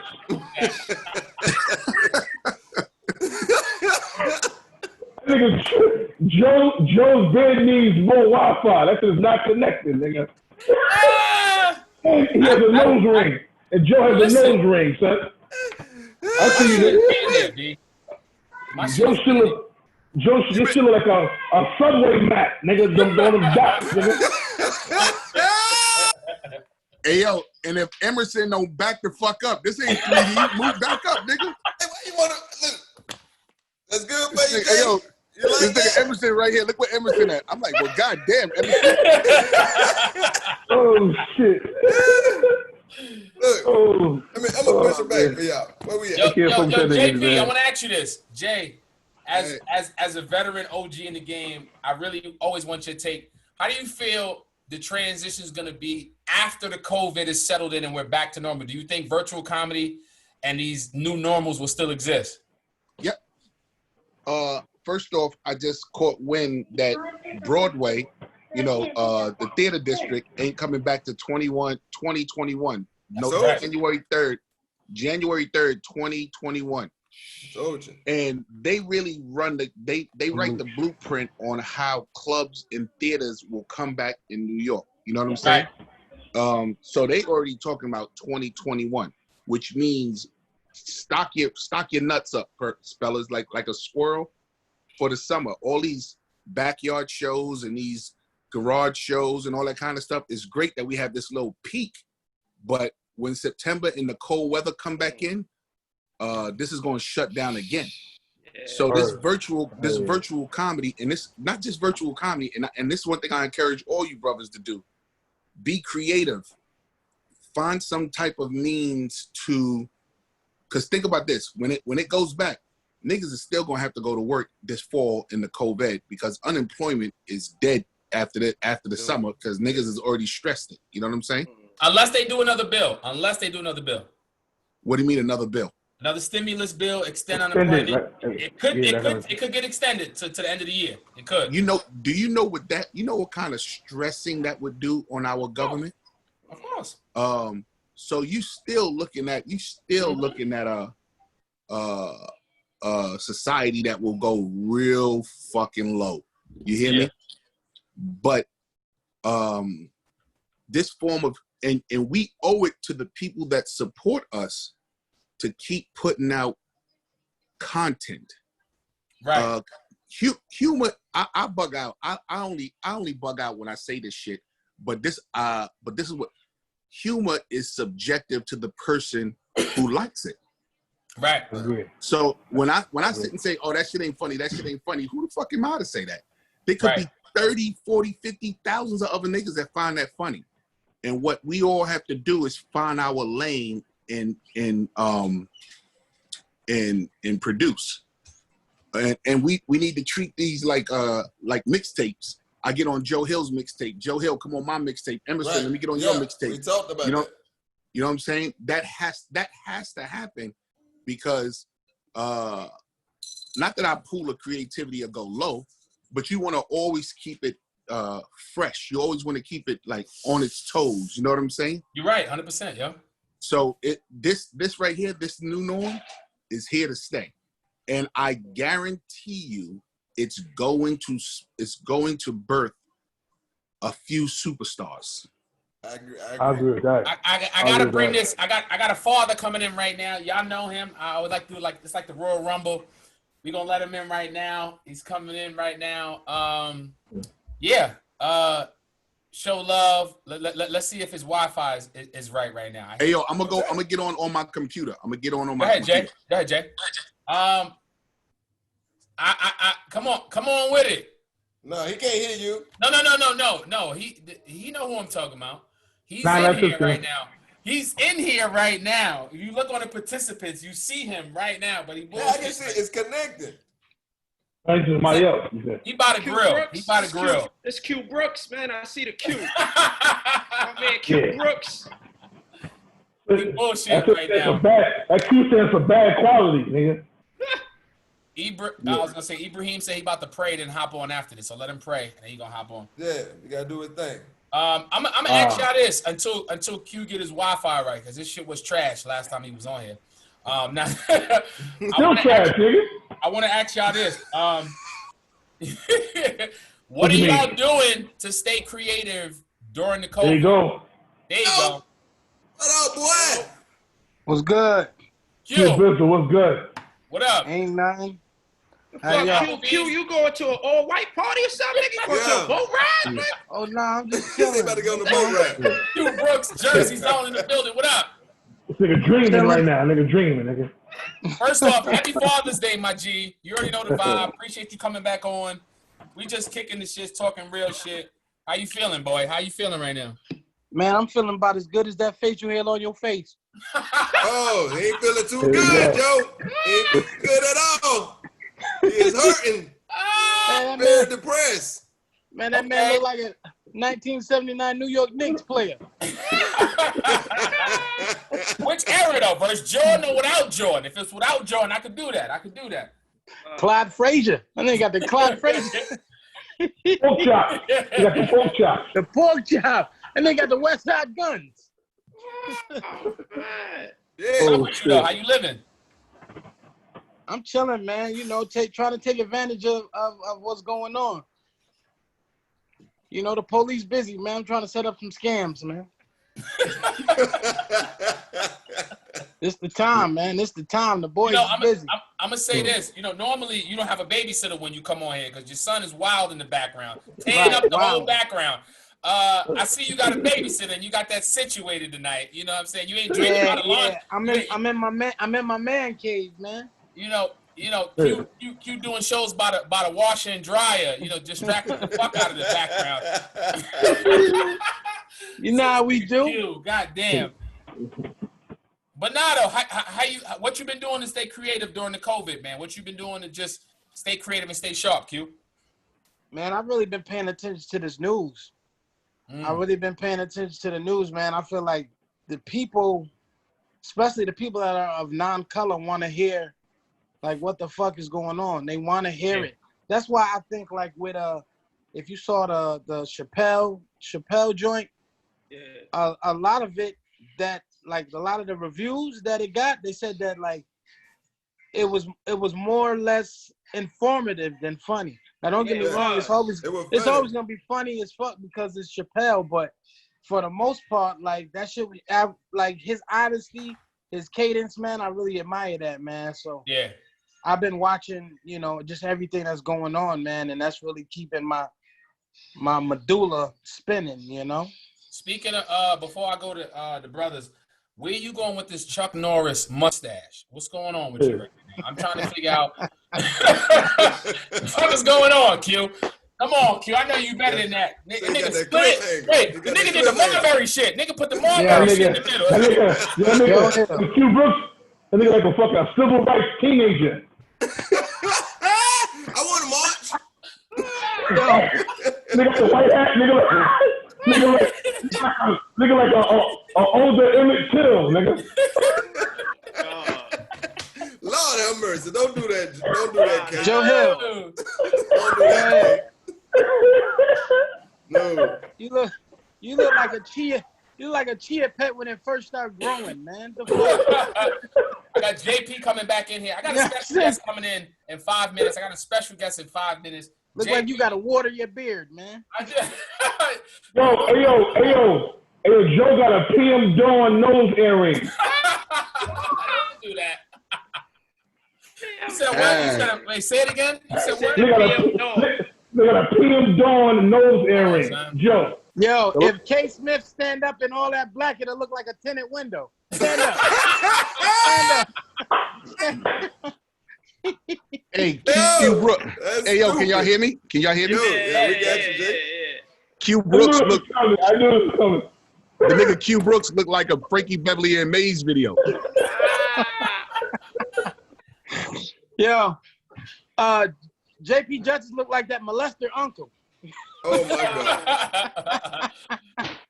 That nigga Chester Justice. Oh, that niggas is stupid, man. Yo, I knew it. When y'all niggas came on, I said, oh, here we go. I had to. Hold on, everybody got to get something though. What's up with Jevon's V-neck? Hey, A lowercase V-neck. It's a lowercase V-neck. Look, it would be the nigga with, hold on. Came my man, but it would be the nigga with no neck talking about my V-neck, nigga. What the fuck you gonna talk about my neck, nigga? One shot. That's stupid. Oh, and look, that nigga Q Brooks' mouth look like picket fences. Nigga, what the fuck, nigga? Nigga, Man. come on, man. Nigga left. Hey, I'm gonna say this. Yo, Jevon, if you don't get out of here with them little boy headphones you got. Yo, You got them PS2. Them PS2 headphones. those are the Black Friday headphones, nigga. Hold on. We all from the hood. We all been raised in the hood, single parent. Why did JP cuff that curtain in the back like with the knot? Let me see. Hold on. Let me get the JP. So let me get the JP. Oh, man. Yo, what you doing your show in the closet? Hey, Q Brooks, you can only get 2 people on that cricket phone at a time? Nah, hold on, let me turn sideways for y'all, man. Emerson got an S curl. Oh, I just light gel and a little Beijing. And water. Gel, water, and some That Beijing. shit look mighty shiny, brother. I know, right? That pink luster oil. Luster. Yeah, a little spritz. I hit it with a little spritz too. Emerson looked like every 6 word is she. Goddamn, you're right. Yo, K. Smith doing the show under his grandma's mirror. How many mirrors grandma got, man? Grandma got mirror to mirror, man. She got water wall mirrors. Oh shit, the nigga got like 4 mirrors back there. That's hilarious. I do have my mirrors. He got two mirrors right The there. circular joint. He got the circular joint. Then he got the joint that just get from the waist up. Hilarious. Hilarious. Nigga, Q Brooks teeth. Nigga, mouth look crowded. I gotta ask y'all this. I got a question for everybody. What y'all get for Father's Day? Shit. Shit. What you got for Father's Day? Shout it out. I got Burlington Coke Factory t-shirts. Damn. Yeah, I got a picture. I couldn't understand that. I just had to hang on the refrigerator. Word. All right. What you got, JP? I know. Come on, JP. What you got for Father's Day? Actually, my kids did me well. I know he did. He a father of daughters. Yeah. Over here, I'm sort of spoiled because I'm the only male around, so they spoil me. But I will say this: this year for Father's Day, they did exactly what I said. I said, "Don't get me nothing, and let me just be able to buy my roller skates when I'm ready. When this COVID is over." So they got me, some little small stuff for around the house. But now I got free range that when this COVID is over to go ahead and buy them little $600 skates. You gonna be a smaller? I'm gonna be honest, bro. Big ass rollabout. Bro. Yeah, word. Imagine JP in the fucking roller rink looking like Bow Wow. I can see a nigga now with a pair of baggy ass Sergio Valente jeans on. Right? Yo, I got a dad coming in right now. Size 16 skates, nigga. I got a dad, another dad, my brother from another. It's my Jersey brother, Ibrahim Khalif. I got a What's up, bro? walking in. What up, Eve? Jersey in the building. What up? Eve, can you hear us? Look. This brother get on looking like Large Professor. That's Large Professor. Hold up. Oh shit! I didn't even know take care of Ibrahim something. owned He on the fitted. I didn't even know you owned the fitted. Nah, Eve do. I thought he was the straight Fedora King. Eve, what up? Ibrahim Khalif, Jersey comic. What up, my brother? Chilling, man. Y'all can hear me? We can hear you, Yeah, bro. we got you. You live. Yeah, I was confused in the motherfucker. We just chopping it up, man. Celebrating black dads, laughing, roasted each other, just doing dad shit. How you living, brother? How's everything, bro? I'm good, man. Tired as a motherfucker, but I'm cool. Everybody You running good? me. Listen, you said, I know you text me and, I didn't want to blow. You said you had to pray. I'll make sure you got all your. Whoa. You didn't want to blow. You didn't want to blow. Hey, ain't no Puff Daddy with the remix. Here you go. Here we go. Damn. Eve, you good? That's all I'm going to say. You good? That's all I'm going to say. Yeah, I'm good. Don't go no further. Yeah. Don't act like I was the only one that heard that shit, neither. I was like this. I said. But no, we just chopping it up right now. Like I said, this is the finale. We're going to go to about 10. We got guest dads dropping in that came on the pass. Just chopping it up about the culture, the climate. I want to know from you, Eve, how you feel about comedy returning to its norm once we get back past the COVID. I think it's going to be cool, man. But, I did a show in Atlantic City. Let me tell you something, man. Indoor or outdoor? It was outdoor. But even then, niggas was wilding. In what way? All right, so, people just wasn't giving a fuck. No mask, no nothing, slapping, high five, hugging. Nigga, my whole social anxiety just was on 20.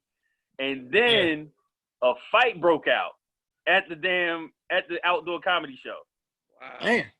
Yeah, and then somebody spit on somebody else. What? Nigga fainted. He said nigga Sound like a black barbecue. Low key. That's Italian. Yo, this dude, man, who shall remain nameless, spit on this. It was this asshole audience member. It was a guy I think it was a guy, but it could have been a dyke. So I just called it a dyke dude. A dyke.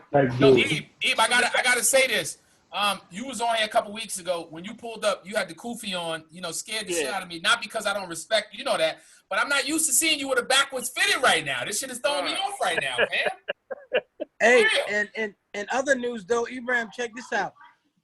Joe Hale is giving away a $25 cash app if you could guess the number of boxes in JP Justice's closet. I said 23. It's 31. It might be 31. He got toys open. JP Justice, he a collector. Them ain't toys. He a collector. He's a collector. Okay. All right. You don't think they lose their Respect the What marble. else you got, Jay? Go ahead, JP. Go ahead, Respect the JP. Go ahead. marble. Go ahead. Oh, he took that one out the box. Okay. dope. Got the juggernaut. That's dope. Okay. Okay. Man, you need to fly to Vegas and go to the pawn shop, man. That might be Get this nigga a Toys R Us gift card for his birthday. I tell you that. I know that. Yeah, them online. Listen. If we don't make it to Toys R Us, at least we can see that old commercial on K. Smith's screen. Somebody said VHS. Lord have mercy. I ain't got to come back for that. I ain't got to come back. I usually got to come back, and that's a good one. That one right there. As long as your camera look like that, you can't say nothing. That's a hard one. JP Justice got them the Department of Correction color walls, nigga. That is the Department of Correction color walls, nigga. Yeah, the juvenile center. It look like the juvenile center. JP got the drive-through order headphones right now. He's taking your order with those right now. Just hold on. I want to hear K. Smith. Hold on. That's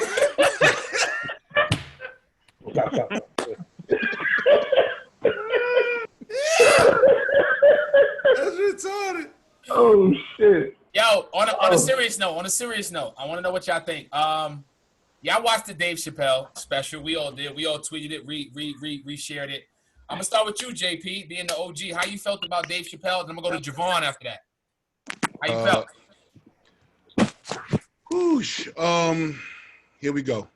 Is Q in a room house? What the fuck is that? That nigga's camping outside his house, nigga. That nigga in a fucking tent. Nigga is in a tent right now, nigga. Go ahead. Go ahead, JP. I think first off, he set me straight when it comes to what I think about celebrities not voicing their opinion. And the shit that he said was so powerful. It outdid stand up. It stood above stand up. It stood above art. Yeah. And I think we as artists needed to hear that, so that this way we don't try to take on a big responsibility. You know what I'm saying? Right. JP paying the bill right now. Yeah. That's the whole bill. This nigga paying JP's bill right now. That's the whole bill. He put $50 on it. He put 50 on it, nigga. He put the whole bill. Hilarious.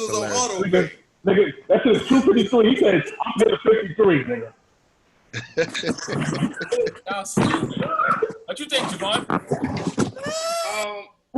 Basically, man, we all know how serious things are and the tone of things are. But to see probably the greatest stand-up comedian of our time get up there and be serious, you know what I mean, and talk with so much passion about what's going on, I think it put the tone of things in the state of this country in perspective for a lot of people that aren't black. You know what I mean? To see Chappelle go up there, because we thought, you like, all right, stand-up is going to be funny.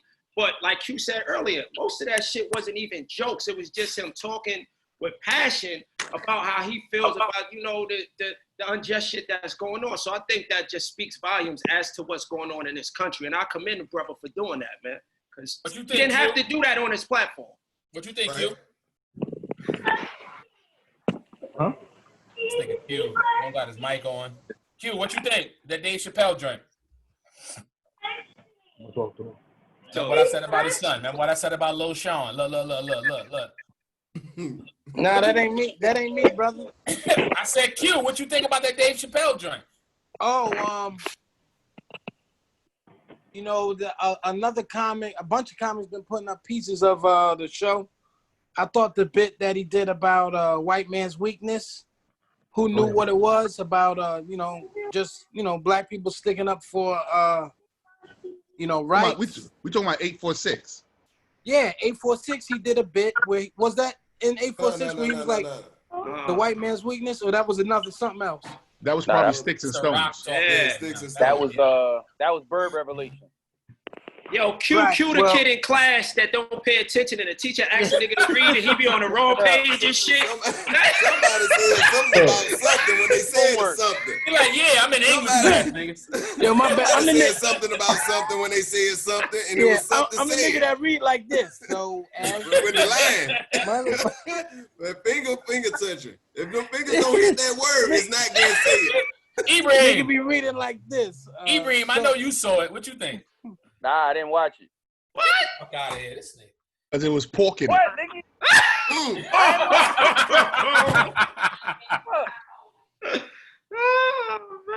I want to ask y'all this though. Real question coming from the live.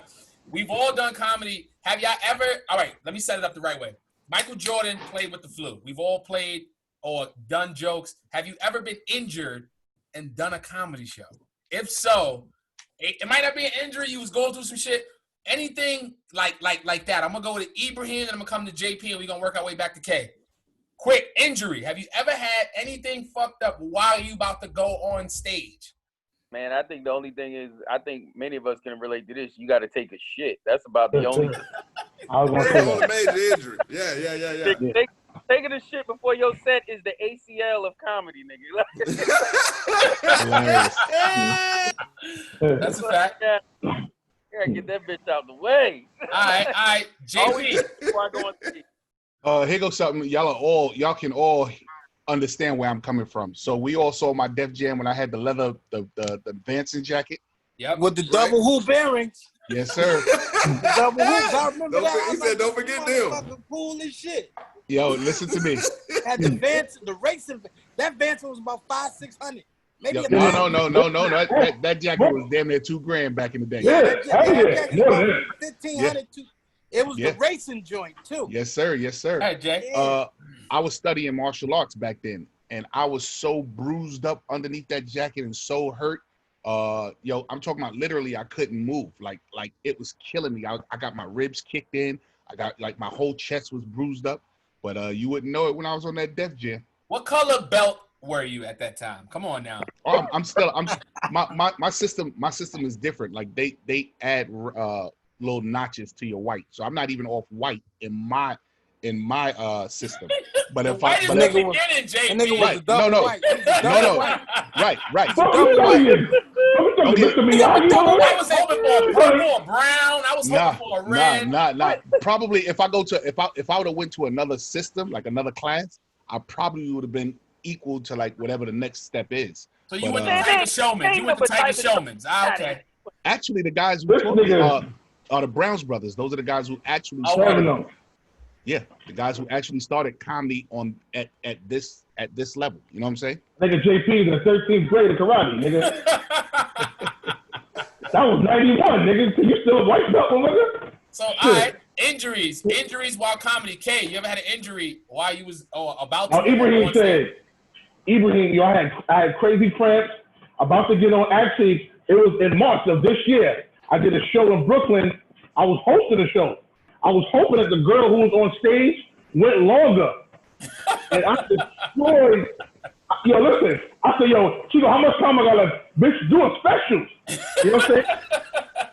Y'all went to the bathroom. The bathroom was actually where the show was happening. It was a man close to the stage.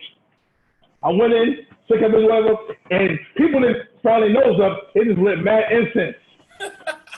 I hosted real quick, and the girl, it was Riley Lasson. She was on stage. You know what that is, right? I said, how much time I got? I said, you can do 30. I said, let me handle my business. And that was the last time. That was this shit. Emerson, you had an injury? You ever had an injury before you got on stage or on stage? Emerson on the phone call. Emerson on the phone call. That's child support. That's child support. Asking him, oh, you got what? You ever had an injury? This ain't no child support.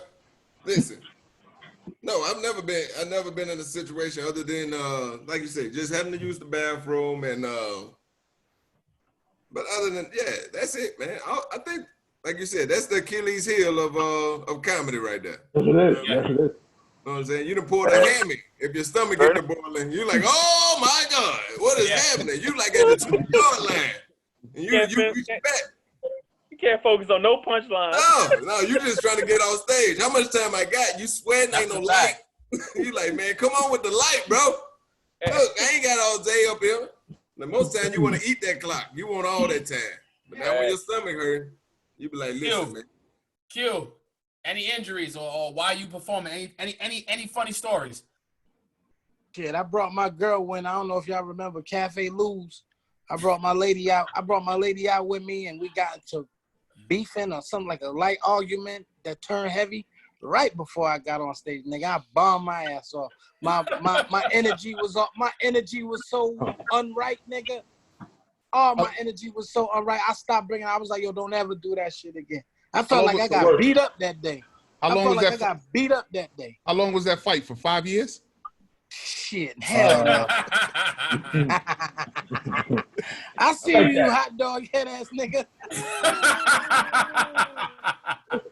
That was actually funny. Yo, I want to ask y'all this: is there? Wait, ask me if I had an injury. Hold on, JP, have you had an injury ever? You already said that. You already said you had the karate shit on. No, that you asked if. Now watch this. Have you ever had an injury? I was in a motorcycle accident and scraped myself up in the motorcycle. But you know, this is how. Hey, yo, this is how we eat. You know, this is my job. You know, I can't. Yeah. Yo, bro, I was toe up all on the side. And look, I had to have girls used to actually escort me up the steps or up to the stage. Man, it was the best time, but it was the worst time, God damn it. But it felt good. I want to ask y'all this. We all come from different areas. We all have our own style. But is there or should there be a dress code in comedy for getting on stage? I want to hear from y'all individually. It's no wrong answer. I'm going to go to Q first, and then we're going to work our way. Go ahead, Q. No, it shouldn't be. You know what I'm saying? When you come out there, niggas ain't coming to see how you dress. They come to hear your jokes. You know what I'm saying? It's one thing to want to be fresh on stage, but it's another thing that a nigga go up before you who's bummy as fuck and ripped. And then what you gonna do? You up there like, clean as a bitch. Yeah. Clean as a bitch. Yeah, that nigga clean. They gonna give me time. I'm clean. That's how you be remember. That nigga was clean, but clean that as wasn't bomb. funny than He was that clean nigga as a was bitch, clean though. Yo, before I go to M, I got another dad dropping in. You've seen him on Bad Boys of Comedy, BET. He's in here, Mr. Howie Bell with the Robin Harris cut. I see you in there, brother. What up, man? What up? What up, homie? What up, How you man? feeling, baby? Oh, shit, that nigga Q. What up? See the squad? Take them shades off, Howie. Come on, Howie. You're not in the Matrix, nigga. Take them shades off, Howie. I was like, he had a recycling company. Hey, look, I'm a police officer now, nigga. Fuck y'all. What you say, Howie? What you said? I'm part of the police reform, nigga. I'm becoming an officer. Hey, yo, Nigga, Howie Bell look like an old OJ's album. But nah, Howie, I thank you for taking the time out, bro. You know, last minute you've been on the show. How you feeling? How you feeling? What's going on with you, bro? I'm good, man. I've been on this fucking computer all fucking day trying to teach myself how to do this editing program, man. So I'm just kind of been put myself. Hey, yo, bro, how come you ain't calling the kid? This is what I do, bro. I know, man. You know, it's funny. I'm doing it for, you know, I do a radio show every Thursday now. So on Dash Radio, I'm tired of just, you know, depending on motherfuckers, man. So I got to figure out how to work this system. You know what I'm saying? This podcast type program. Yeah, just trying to figure out how to do it. I mean, I kind of got an idea because I've been doing editing little stuff here and there, but I never really challenged myself enough to just do it by myself. You know what I mean? So, yeah. Yo, Howie, I want to ask you this. I'm open though, man. Ready to roll up and talk some shit. I want to ask you this, Howie. Have you been going outside? I'm gonna bring it to y'all after. What is the outside been looking like for y'all as comics? I know there's hella content, but have you been going to the store? What y'all been seeing? I'm gonna start with Howie. What's in your vision? What you been seeing when you go outside? What's going on? Big booty girls with masks on.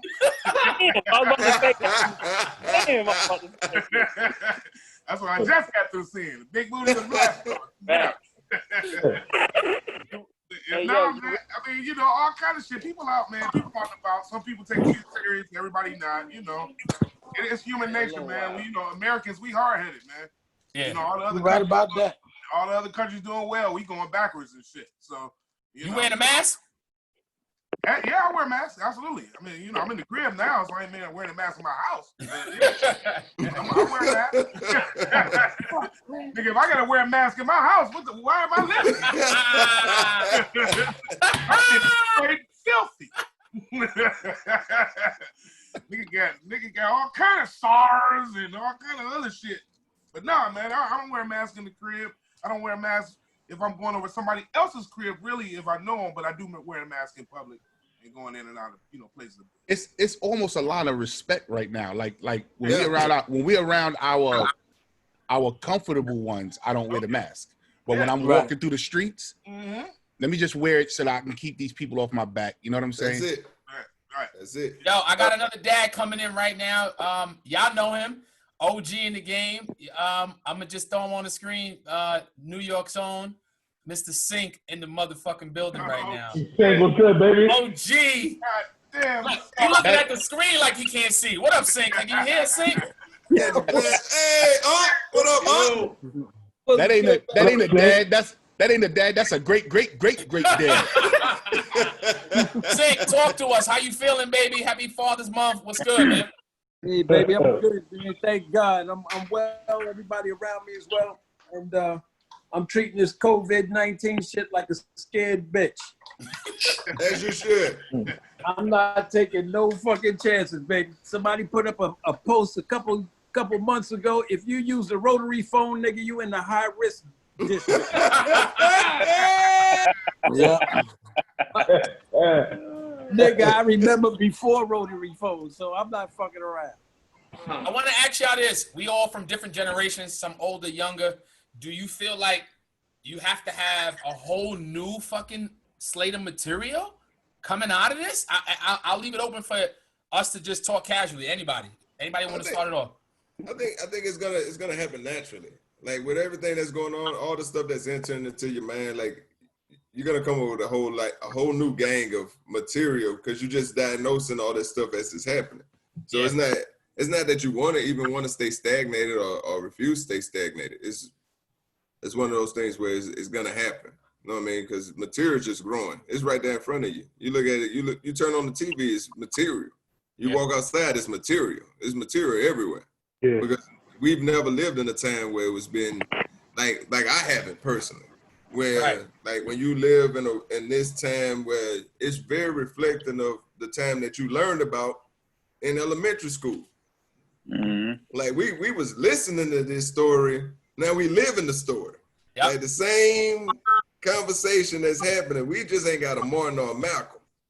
But it's happening. Like we right here in real time. So it's crazy for me. Like I personally just feel like I look outside and I'm just shocked. Joe, I need you to go ahead and buy the next level up on Zoom so that this way we can get the English subtitles because I ain't understand a fucking thing. And you know I got an accent, man. You know I'm not from New York. Mississippi, that's Mobile, Alabama. Come on now. You know what I'm saying? I'm not from here. I had to catch every other word. I heard it tells you, man, you know I said, yeah. I want to hear from Jersey. I want to go Eve then Q. Love you, JP. Go ahead, Eve. I think it's going to be a lot of material, but I think the hardest part is for people, because we're experiencing all of this shit being locked in, and social media is just popping with its material every day. So the real skilled comics are going to come out with some shit, but the real challenge is not trying to fall into the whole game of the repeating what you see on social media type shit. You got to come with a different angle, a different skew on your stuff, man. Yeah. Because like right now, material is just coming out every day. But like he said, you have no stage to really work this shit out. Right. You know what I'm saying? So now you got to make sure that you don't fall into the game of repeating what everybody else say. Because that's pretty much what you say. I mean, we already had that problem before the fucking quarantine. Now you're really going to have that issue. Everybody going to have COVID-19. Everybody's going to have fucking protesting jokes. So I think that's going to be the biggest issue. I feel like you can't help but to talk about it, you know. Comedians are the narrators of what's going on. Of so life. People, you know what I'm saying, of life, period. So that's why I feel like we're so much needed right now at this time, too, you know, to shed the light on some funny shit that's going on and enlighten people, you know what I'm saying? Because they want to know. They want to hear the black perspective, too. Yeah. You know, because that white narrative is false. If they don't see that shit by now, you know. Yeah. They all, you know, it's our job to kind of take them on that journey. What you think, Jevon? And then I'm gonna come to you, Howie.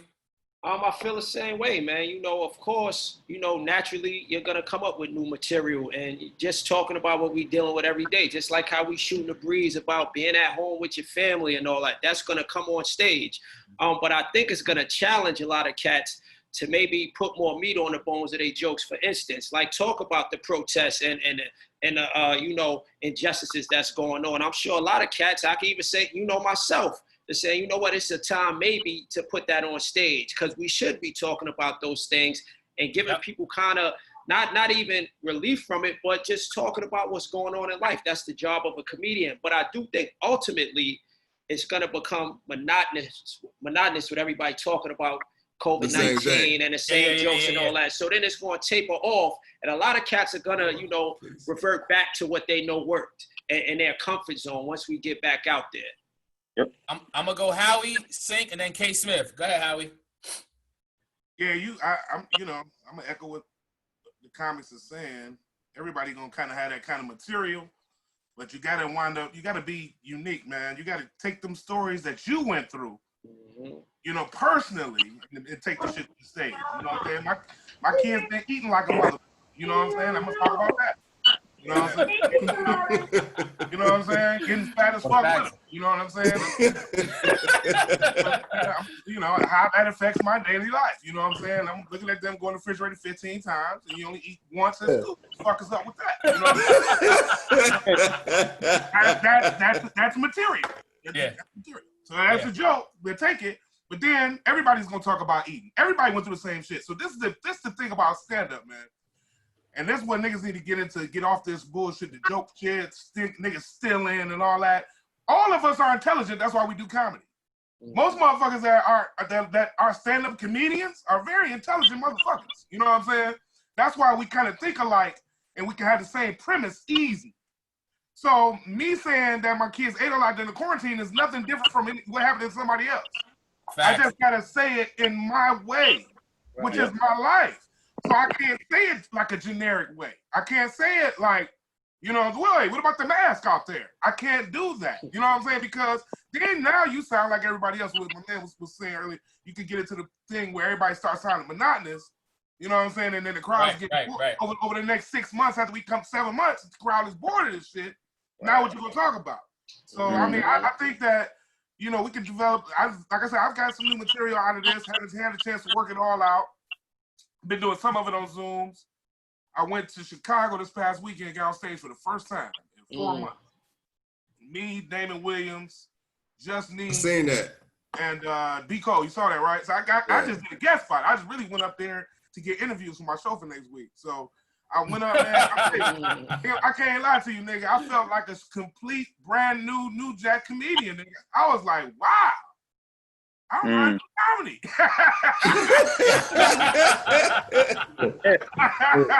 I can't lie. Like the first couple minutes, then I started getting it together, right? Then I was like, okay, but I ain't have enough time because I'm doing guest spots. So I didn't want to, like, you know, because I said, oh shit, I can say this, I can say that. And I was like, shit, by that time, I'm starting to get off. So in my mind, I was like, all right, I know what to do next time. You know what I'm saying? I got to get up there. So I almost felt like it was like an open mic for me. Like I needed that. It's almost like the dusting off. Like I'm so glad that happened to me. You know what I'm saying? It was a nice crowd. Wasn't like it was a bullshit crowd either. So you know. So it was cool. I just didn't want to get into talking about people in their mask in the audience and shit like that. So I kind of talked a little bit about like my daughter eating the shit, and I talked about kind of, you know, just a little shit, and then I got off. But I was mad when I got off because it was some shit I thought about late, but then I was happy I got off because I felt like I wasn't all the way ready. You know what I'm saying? So, and I've been doing comedy fucking, you know what I'm saying, since, you know, 95. It still was a thing to me, like, ooh, I ain't ready. You know, comedy is a deep business, man. It's one of them things, dog, this art form and business. It's crazy, man, because as long as I've been doing this, you can never get too used to this motherfucker. It'll bite you in the ass. The second you let your guard down, like, ooh, I'm dope, I can just do this, you done. Got you. I'm gonna come to you, Saint OG. Yeah, Pop. Well, Billy Crystal said years ago, he said the formula for comedy is tragedy plus time. And the gift that God has given us is the fact that we can take tragedy and make that shit hilarious. This is not the first time for some of my veteran brothers. We had to go through this with 9/11. Yeah. And I remember the week of 9/11, I had to do a set at Stand Up New York, and the manager met us at the door. All the comics, he rounded us up. He said, listen, no 9/11 material. But then when I did my set, I ran through my stuff. But at the end of the set, I said, listen, I can't act like the biggest thing that's probably happened to everybody in this motherfucker didn't happen. Facts. But what I'm going to say to this audience is that the fact that we're here in a comedy club, enjoying ourselves, tell the terrorists the best 2 fucking words in the English language. Fuck you. That's a big fact. Right. Yo, Sink, you know that. And this COVID shit is the same thing. You know, there's a lot of different angles to attack this shit from. And we are going to be able to flip this shit. And it's going to run its course. It's going to run its course to, you know, you're not hearing anybody do 9/11 material no more. Right. That shit was huge when it happened. And this COVID shit is going to do the same fucking thing.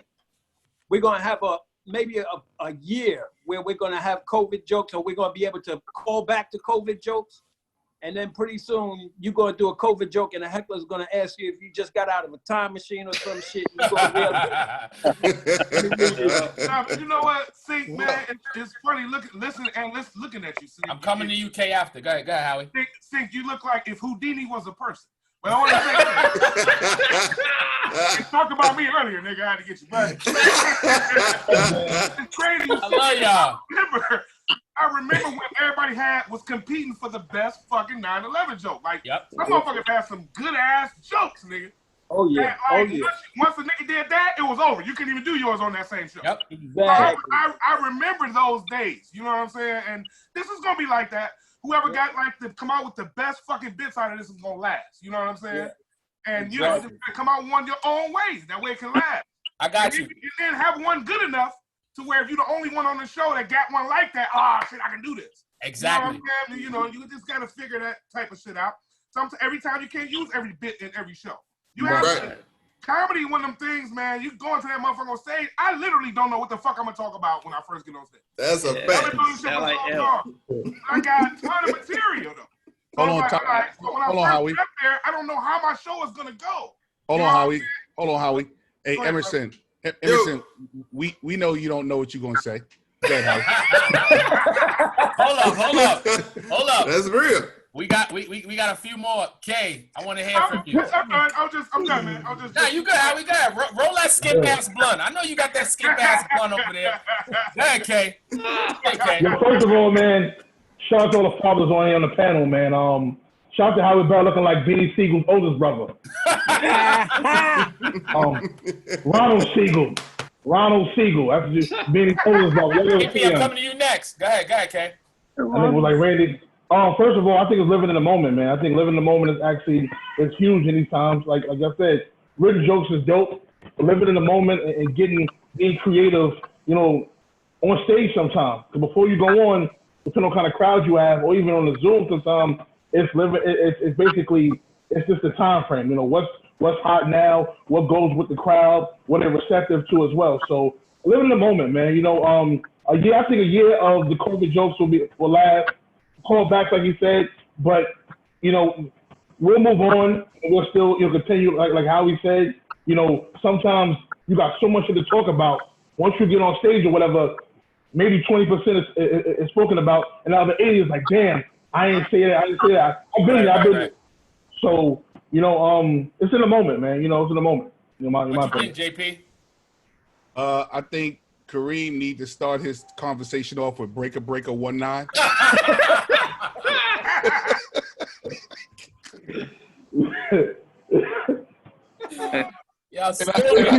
And I think JP just looks like a Target assistant manager.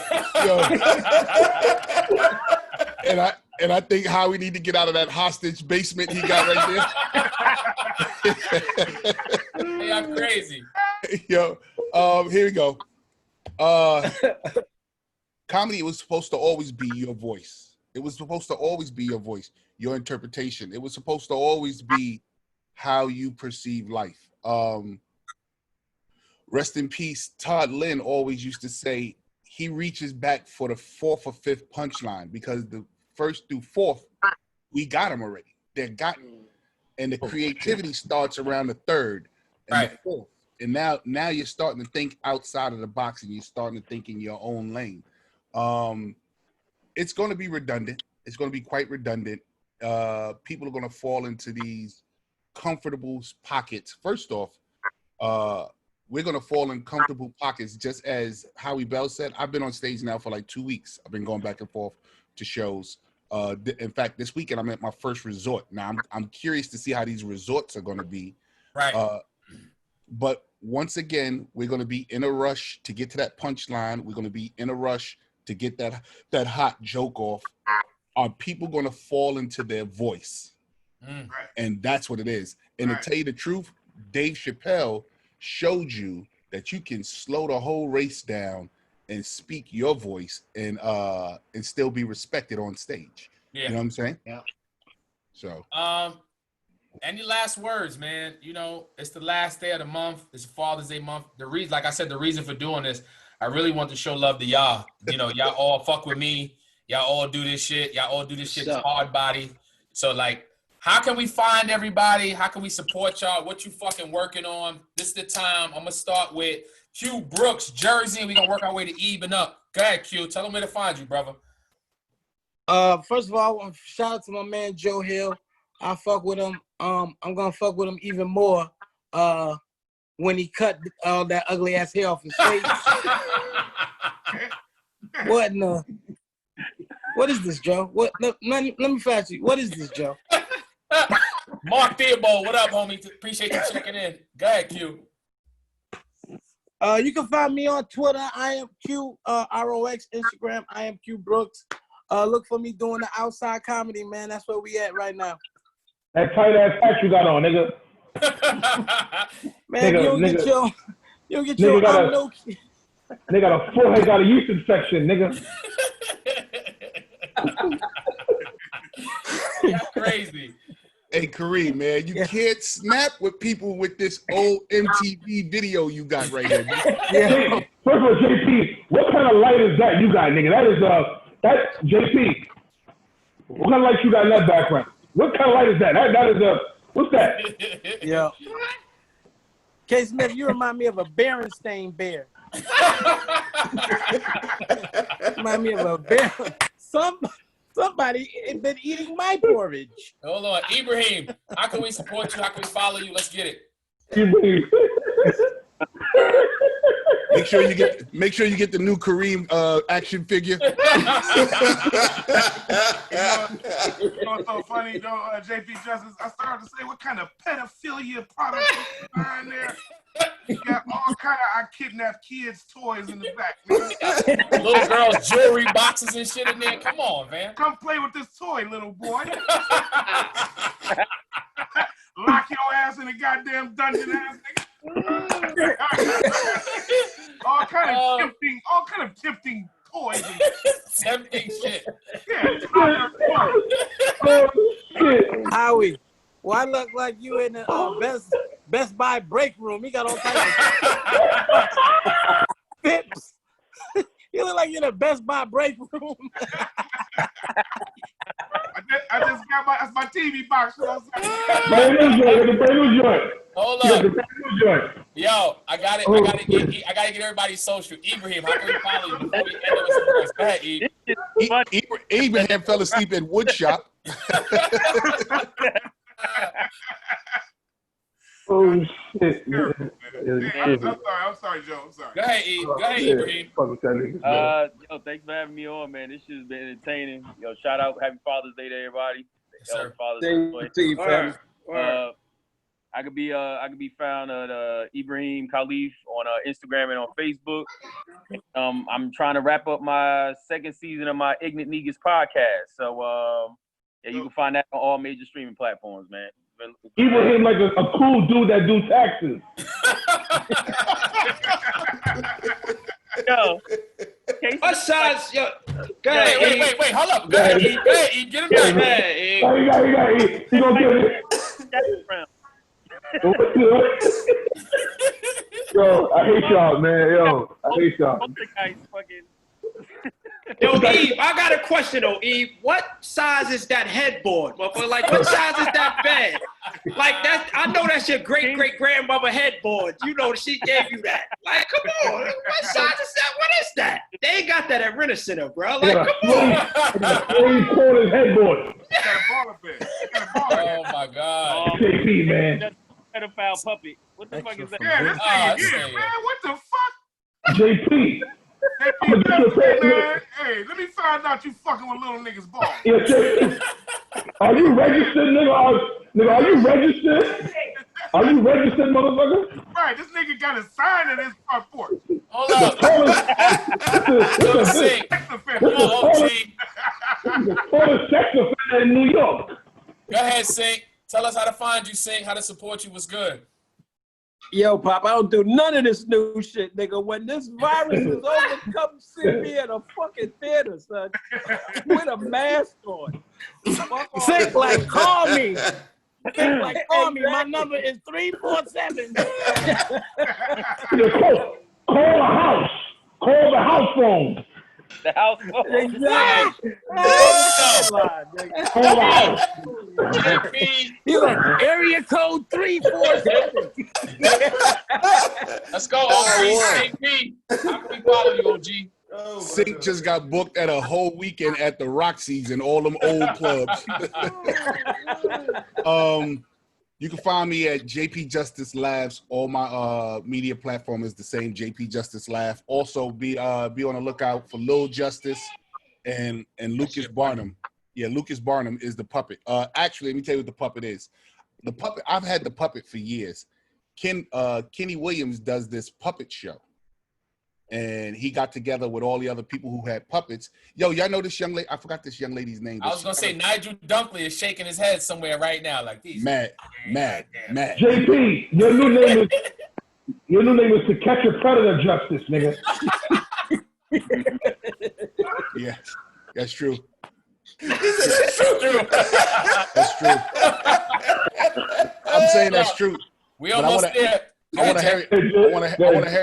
to hurry up and get off so that Kareem can get in his 87 Torcel. Go ahead, Jevon. How can we follow you? Oh man, yo, my everything, Jevon M. Johnson, man. Instagram, Facebook, Twitter, Jevon M. Johnson 2, unfortunately.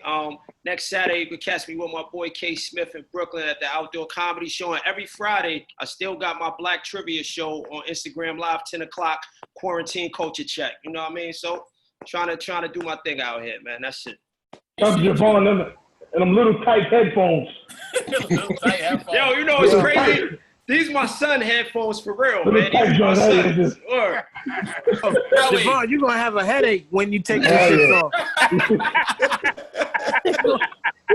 Them shit is tight as shit. Yo, y'all, this has been a special one. Howie, how can we follow you? Put the camera up to the temple. Town Zone. Come on, Howie. Hey man, Howie Bell, you know, HOWIEBIZZELL, Howie Bizzle on the gram. And every Thursday, man, I've been trying to get people to tune in to the stand-up show with your brother Howie Bell on Dash Radio. Marcus King presents Dash Comedy on Dash Radio. So y'all make sure y'all download the joint, man, and tune in. And everybody, I can tell all the comics, I'm gonna get, I promise you, every single comic on my show that's alive if I can. And I'm gonna try to do, because the show is the stand-up show. So I talk about its history to the present to its future up and comings, man. I go in depth on stand-up comedy. It's more like a PBS type of joint with stand-up comedy. I'm trying to take it to a different level. But it's also hype though. I got my personality on the show too. So make sure y'all do that, man. The stand-up show at How We Bell on Dash Radio. And hey, man, you know, How We Bell. That's it, brother.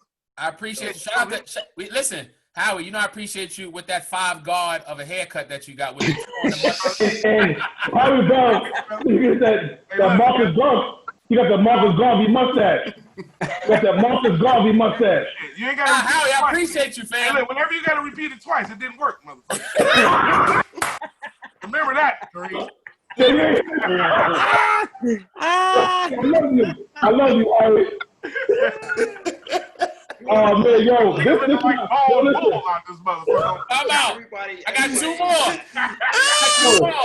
I got 2 more. We gotta get out of here. I love tell this, them man. where to find you, K. Tell them where to find you. Then I'm gonna go Emerson to close it out. K Smith for real 14. That's everywhere. And on Instagram is Kareem Smith, man. And I want to say shout out to all the comedians here, man. That got thick skin, that know how to take a fucking joke, and not these soft niggas out here that take everything personal. Very important, man. I like the fact that we can all come at each other. Don't take it personal. Niggas don't inbox to me and nothing like that. Yeah, that was fucked up what you said. Shout out to y'all, man. It's respect. Because if you inbox me, I would have kept going. So make sure you get Kareem. So make sure you get Kareem at Kareem Smith right, at JP, right? at D'Agostino's.com. Yeah. Go ahead, Emerson. K Smith was trying to talk fast because he's trying to pick up his DoorDash.